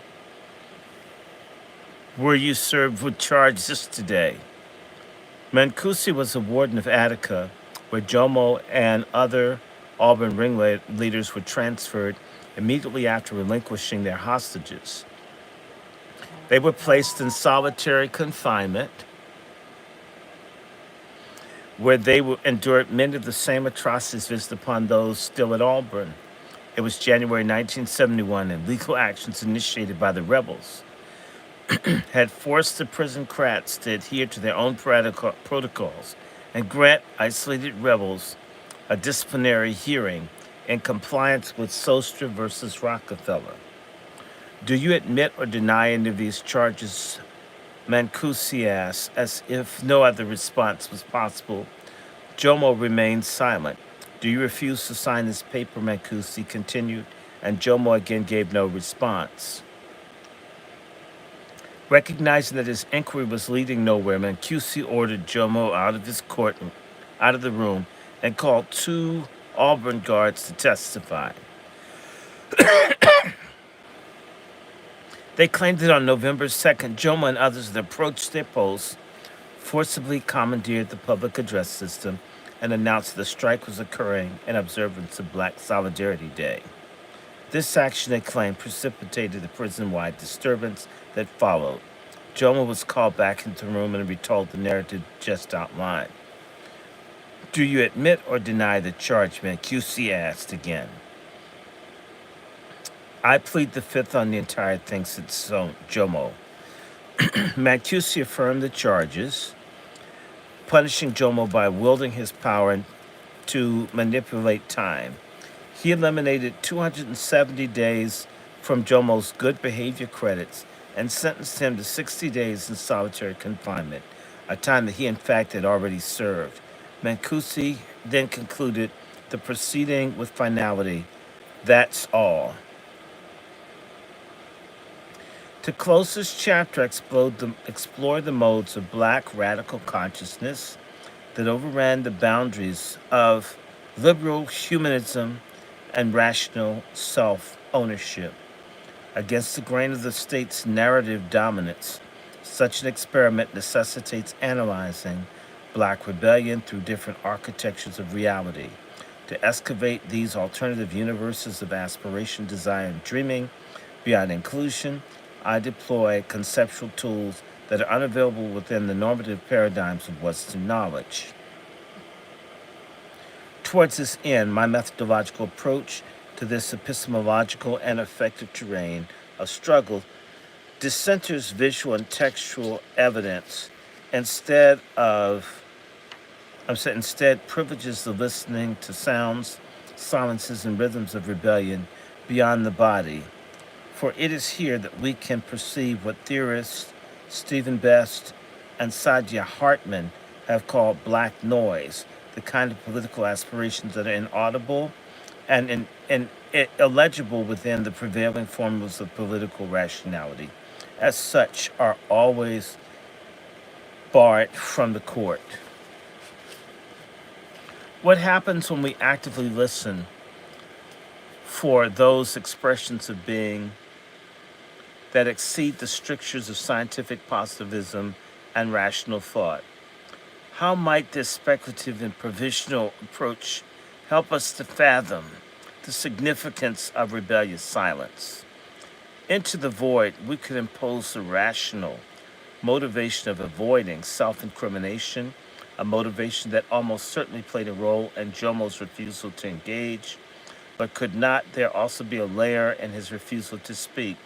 What if his silence reflected a rejection of the question itself, a rejection of the terms through which the official narrative is being constructed? Do you admit or deny these charges? To answer using either word would have legitimized this process and the social order that it produces. Jomo Sekou Omowale, the handwritten name on the top of the page, is a noise that points to an otherwise concealed genealogy of black radical struggle. Thompson, 26385, adopted Jomo, a Kikuyu name meaning burning spear. Sekou, a Fula name meaning wise, from the anti-colonial come statesmen in Kenya and Guinea respectively. Omowale means a child that's come home. It's of Yoruba origin and was bestowed on Malcolm X during his visit to Nigeria. This self-determining onomastic practice, as Edward Anasi termed naming custom of black Americans, disturbs the official temporality and geography of Black Solidarity Day, politicizing it in ways that evoke indigenous African traditions, Pan Africanism, revolutionary nationalism, third world decolonization, and what Adam Getachew calls anti colonial world making. From this vista, Jomo's contemplative silence is perceptibly charged with a range of radical possibilities that the carceral archive can neither fully register nor contain. Unfortunately for me, I did not have an opportunity to meet Jomo and discuss his philosophy before he passed away in 2017. However, I have engaged with his intellectual bequests by listening to and learning from people to whom he was closest. My conversation with Jomo's daughter, Imani Davis, a theorist and a scholar activist in her own right, have been transformative during our discussions. I asked Imani to discuss the significance of being the keeper of her father's knowledge. Her answer foregrounded intimacy, intuition, care, and a love of ways inhabiting liberated humanity. Because in real life, there's no real justice or healing for them, the Auburn and Attica brothers. I feel like they didn't get to fully distill or process what happened. Their whole lives became very reactive. By the time they were able to create any theory from what had happened to many of them were too unwell, either mentally or physically, but the people that were close to them had a lot of access to their thought. I didn't really understand until my dad was transitioning that I was trying to gather all the hundreds of letters he had sent me since like 1986. I would be up all night with him and I would be reading through his letters. And it was as if he was trying to create a blueprint for everything, things like in the moment. I didn't really understand why he was saying it. He wrote me a book on a legal pad, and it's like everything I would know since the beginning of time. Ancient Kemet, the Vikings. There are other things like flowers, which flowers do what? Something like 40 pages. I like to think he realized that he was never going to get to a place of being an old storyteller man that I think he wanted to become, and that prison had afforded him the solitude to really think about what he wanted to continue and what he wanted people to know. Most of our conversations were not political. Most of our conversations were about healing, wellness, care, patience, and compassion. Our relationship was a constant distilling of what he learned in here. She rubs her chest. Imani foregrounds how state inflicted trauma conditioned her father's thought, largely preventing him and others from developing what they had learned as a generalizable social and political theory. At the same time, through physical proximity, emotional intimacy, and through rereading her father's letters in the context of his transition across the threshold of life and death, she managed to access and distill his thought.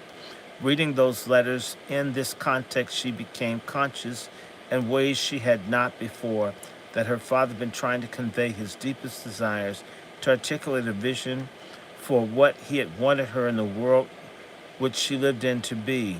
This positive vision was not reducible to resistance, the political rebellion. Rather, it prioritized health, spirituality, internal character development, and authentic self actualization beyond our present humanity.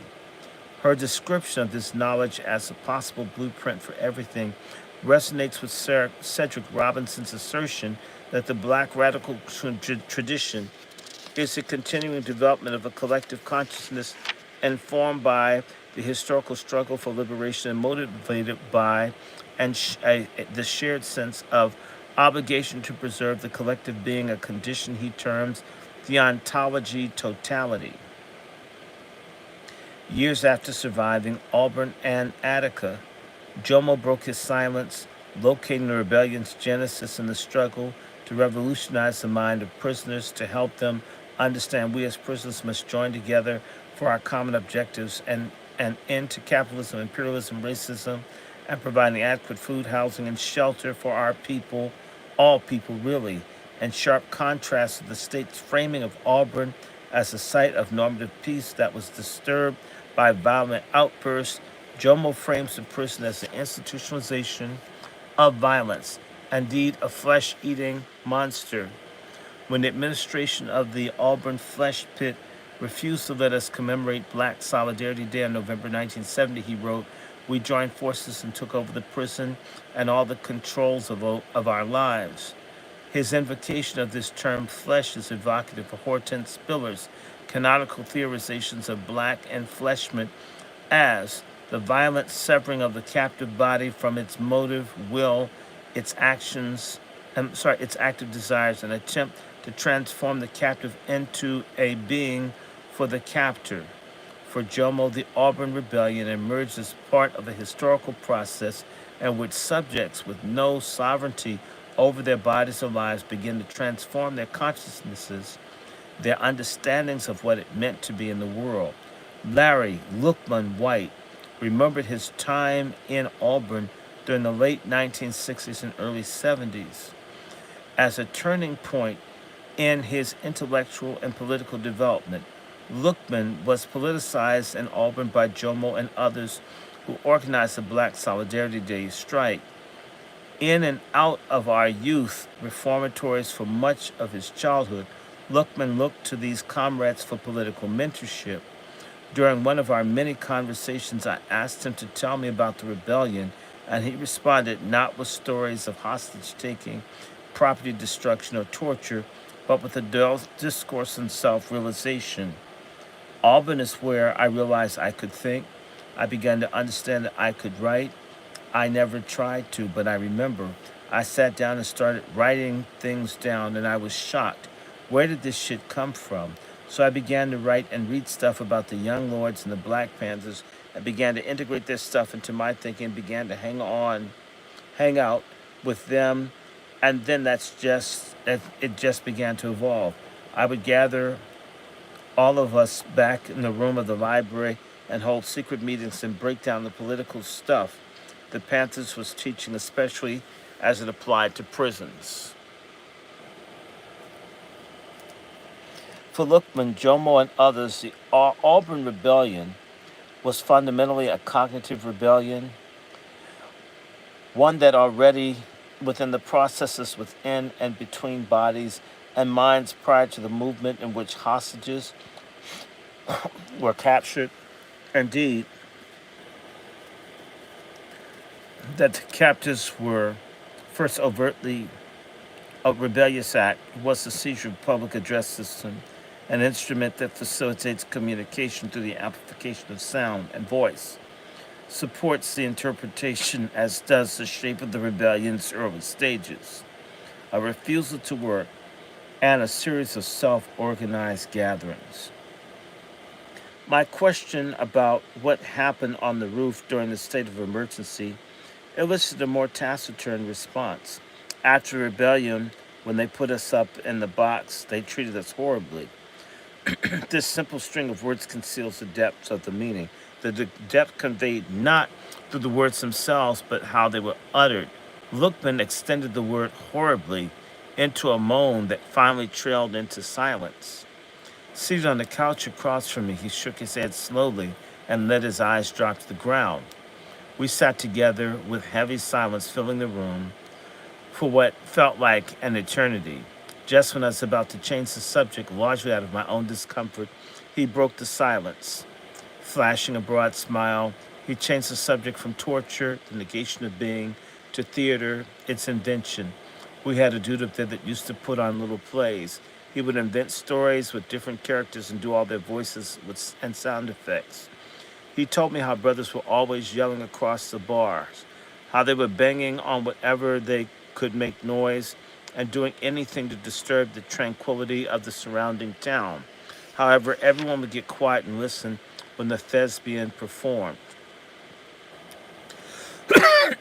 It used to sound so real, he explained. Luckman's refusal to re narrate terror and instead transmit, which brought him and others joy, intimates the effective condition that the racial colonial violence of the state could neither penetrate nor extinguish. For those ensnared from within, the war zone was also a site of intimacy, care, poesis of narrative and subjective innovation. While defending their living, breathing bodies, this formerly dehumanized population, anchored in new practices of knowledge and sociality into existence, these practices constituted and reflect the spirit of rebellion about which so many rebels wrote. It is though these fleeting and improvisational labors of black speculative production that demands for departure from normative humanity were made and remade at the interstices of war. As an experiment in archival interpretation, I brought Lookman and his son Todd to read First Letter to My Son, which Lookman authored after he was shipped from Auburn to Green Haven. Among the numerous accounts of state violence and militant refusal to compromise, prisoners call out freedom. Lookman's entry stands out as a compendium's only love letter. While others mentioned love, they wrote about a truncated and incarcerated love, a love that was eclipsed by an intense hatred of their keepers. By contrast, Lookman leans into the love he felt towards his 4-year-old son, whom he had not yet met. And even now, as I suffer the loss of freedom, my heart sings with the secret knowledge that there is a part of me that does not suffer or feel pain, which is free and alive, above all, young and growing. The three of us sat at the community room of Lookman's Harlem apartment discussing the document, and which Lookman had not seen in 5 decades and which Todd could not remember hearing about. Though I initially interpreted my first letter to the son as a fairly transparent expression of paternal longing and affection, after Todd asked his father to read the following passage for the second time, a new meaning began to take place. I know without being told that you and your stubbornness are many, and they are surely mine. That in your silence you see countless thousands of things that is the world about around you, and rather than speak and express your awareness of them in words, you feel them deep inside. And what you feel like is the notes of music, each different, somehow related to each other, so that they seem to create a sound. But the sound they make is strange and different, that the music that you hear is in your mind. So they will say, "Oh, we have been silent, so quiet," and they will not know that you see and hear and are aware, but do not understand how or why they make strange sounds they make. And later, when you are older and able to express yourself, you will try to tell them that they are making the wrong sounds, that what they make is not music, but they will tell you that they are stubborn and do not understand. This is what you will always have between you and the world, for you hear the sound of a different drummer. And a profound recognition, Todd turned to his father and said, "You wrote this in 71 when I was 4 years old, and you knew exactly who I was." Lookman smiled and nodded knowingly. I too had a moment of recognition, recognized that this discourse on sound, silence, rhythm, language expression, and affect could be read as a meditation on the long Attica revolt. Our collective reading of the letter unlocked hidden layers of meaning, invoked what anthropologists Sarah Ilmud and Sonia Cordes called Poetics of Living Rebellion, a method that calls on us to think with fugitive acts of everyday people struggling to survive the shifting terrains of white supremacy, settler colonial and capitalist power, and ecological dis- dis- devastation, while also tending to the forms of expansion, imagination, rearticulation that inherently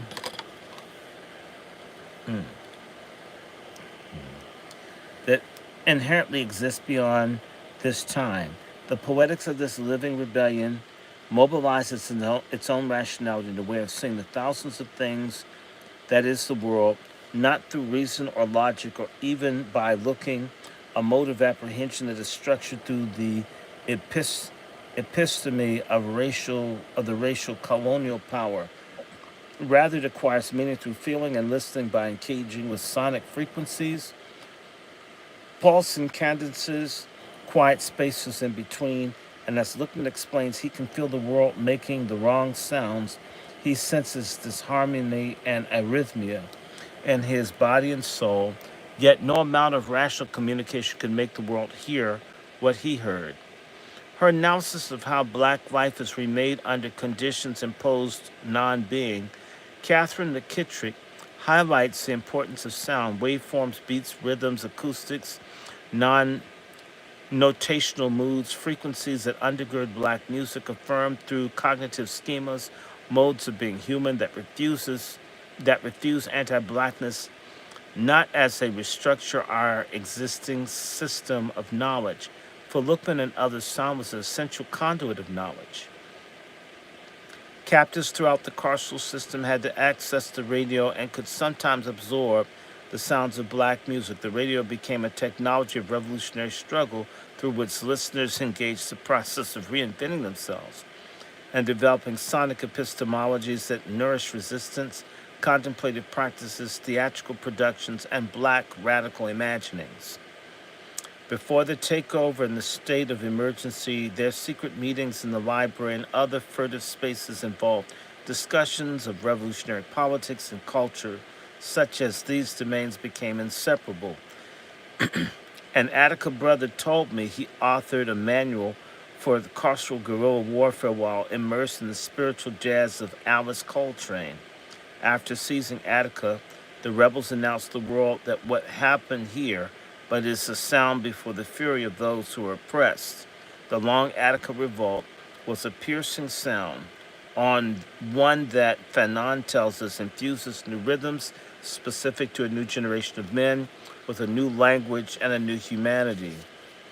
First Letter to My Son is at once a love letter, a method of black radical interpretation, and index pointing to other source material. Lookman confirmed that the last line above the stanza in reference to William Melvin Kelly's 1962 novel, A Different Drummer, a citation that enriches the document's surplus of meaning.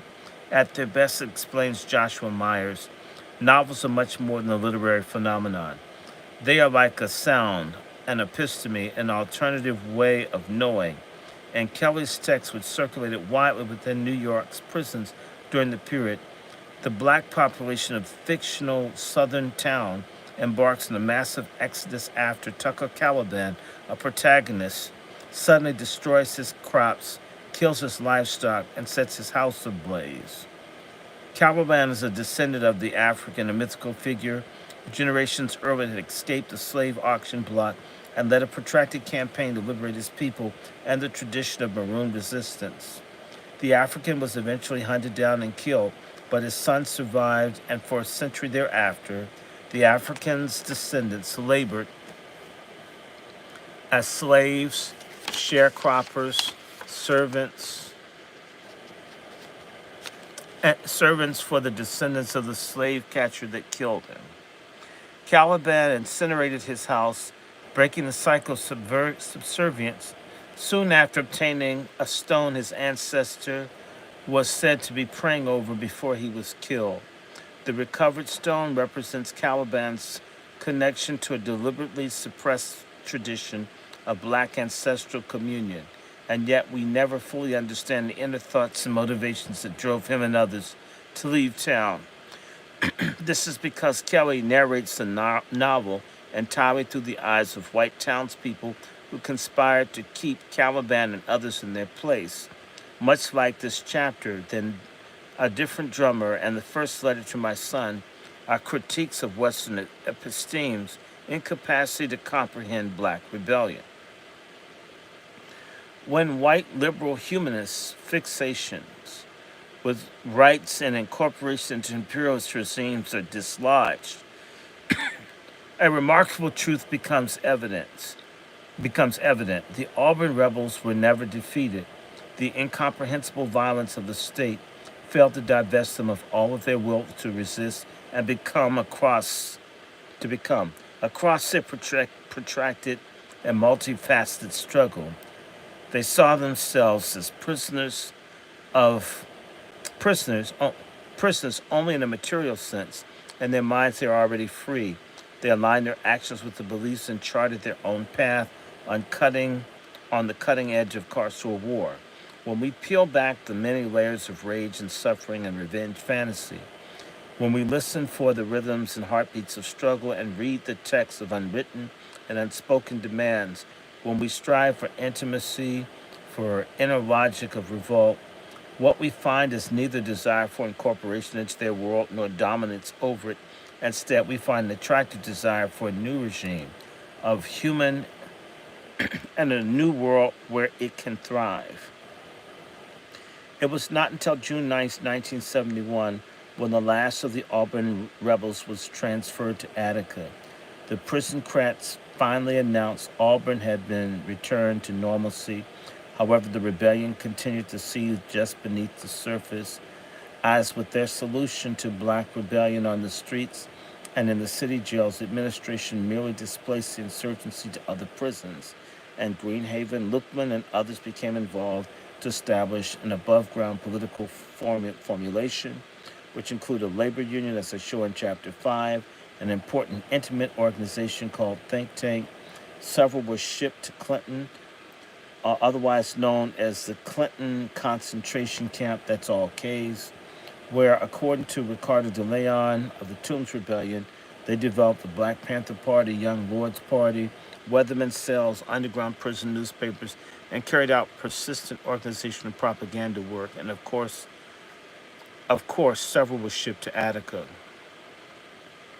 Litigation forced prison camps to release Jomo and the other Auburn transferees into Attica's general population. Veterans of jail rebellion, those that had rebelled in large and small ways everywhere, welcomed them into the giant human circle staged in Attica's A Yard.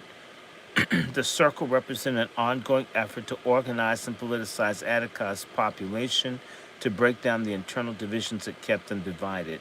An informer later told state investigators that he had witnessed numerous meetings and discussions in the yard between inmates who had been involved in the outbreaks at the Tombs and Auburn. Among the topics of discussion, he continued, were mistakes that were made at the Tomb and Auburn with a view towards implementing new techniques when a disturbance occurred at Attica. Authorities would later cite documents such as this to try to prove that Attica was a pre planned conspiracy, an assertion that sanitizes the repression that made the rebellion inevitable. Then on August 21st, 1971, California prison crats assassinated George Jackson.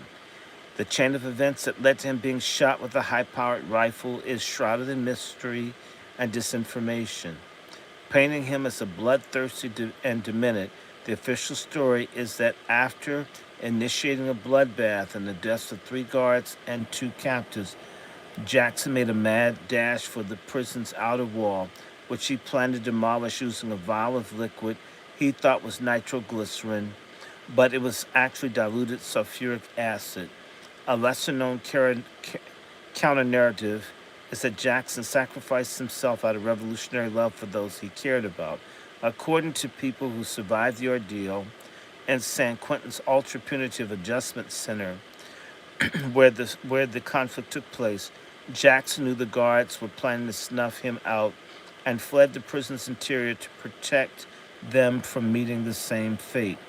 In other words and deeds, Jackson theorized a prison movement that was intimately linked to the global struggles against capital, white supremacy, and empire. His bold life and premature death made a profound influence on the captives struggling in New York and beyond. The immediate response to the Attica population was to organize a memorial of remembrance of their fallen comrade. They organized a day-long silent fast and wore black armbands as a symbol of mourning. This had an effect, noted one of the organizers. We noted that if people could come together for this, then they could come together for other things. Let us then turn our attention to the Attica Rebellion, a story that we only think we know. As should be by now be clear, the events in Attica prison were the result of protracted accumulation of the anti-carceral struggle. The possibilities, perils, and contradictions that were present in earlier movements of the revolt intensified in Attica. This is what follows. I decarcerate our understanding of that rebellion, revealing a black radical praxis of abolitionist world making.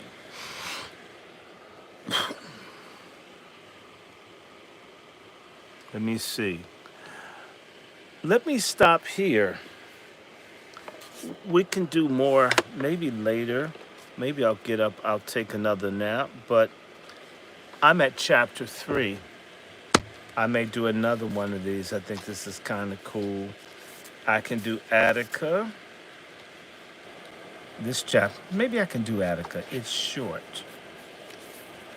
It's not that long. Maybe I'll do Attica. Attica is okay. Y'all want me to do Attica? Talk to me. I got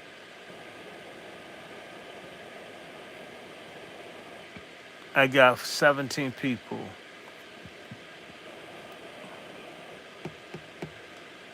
Y'all want me to stop? Because I don't mind. I can pick up Attica and we can do more of this. I'm going to do a little bit more. Y'all want me to do Attica. It's 12:25. I think I can do Attica. I think it's 79 pages. Oh, they got lots of pictures.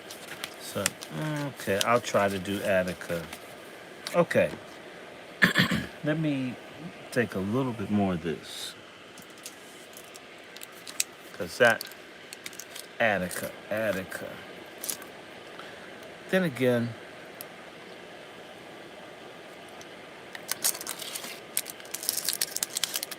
let's see.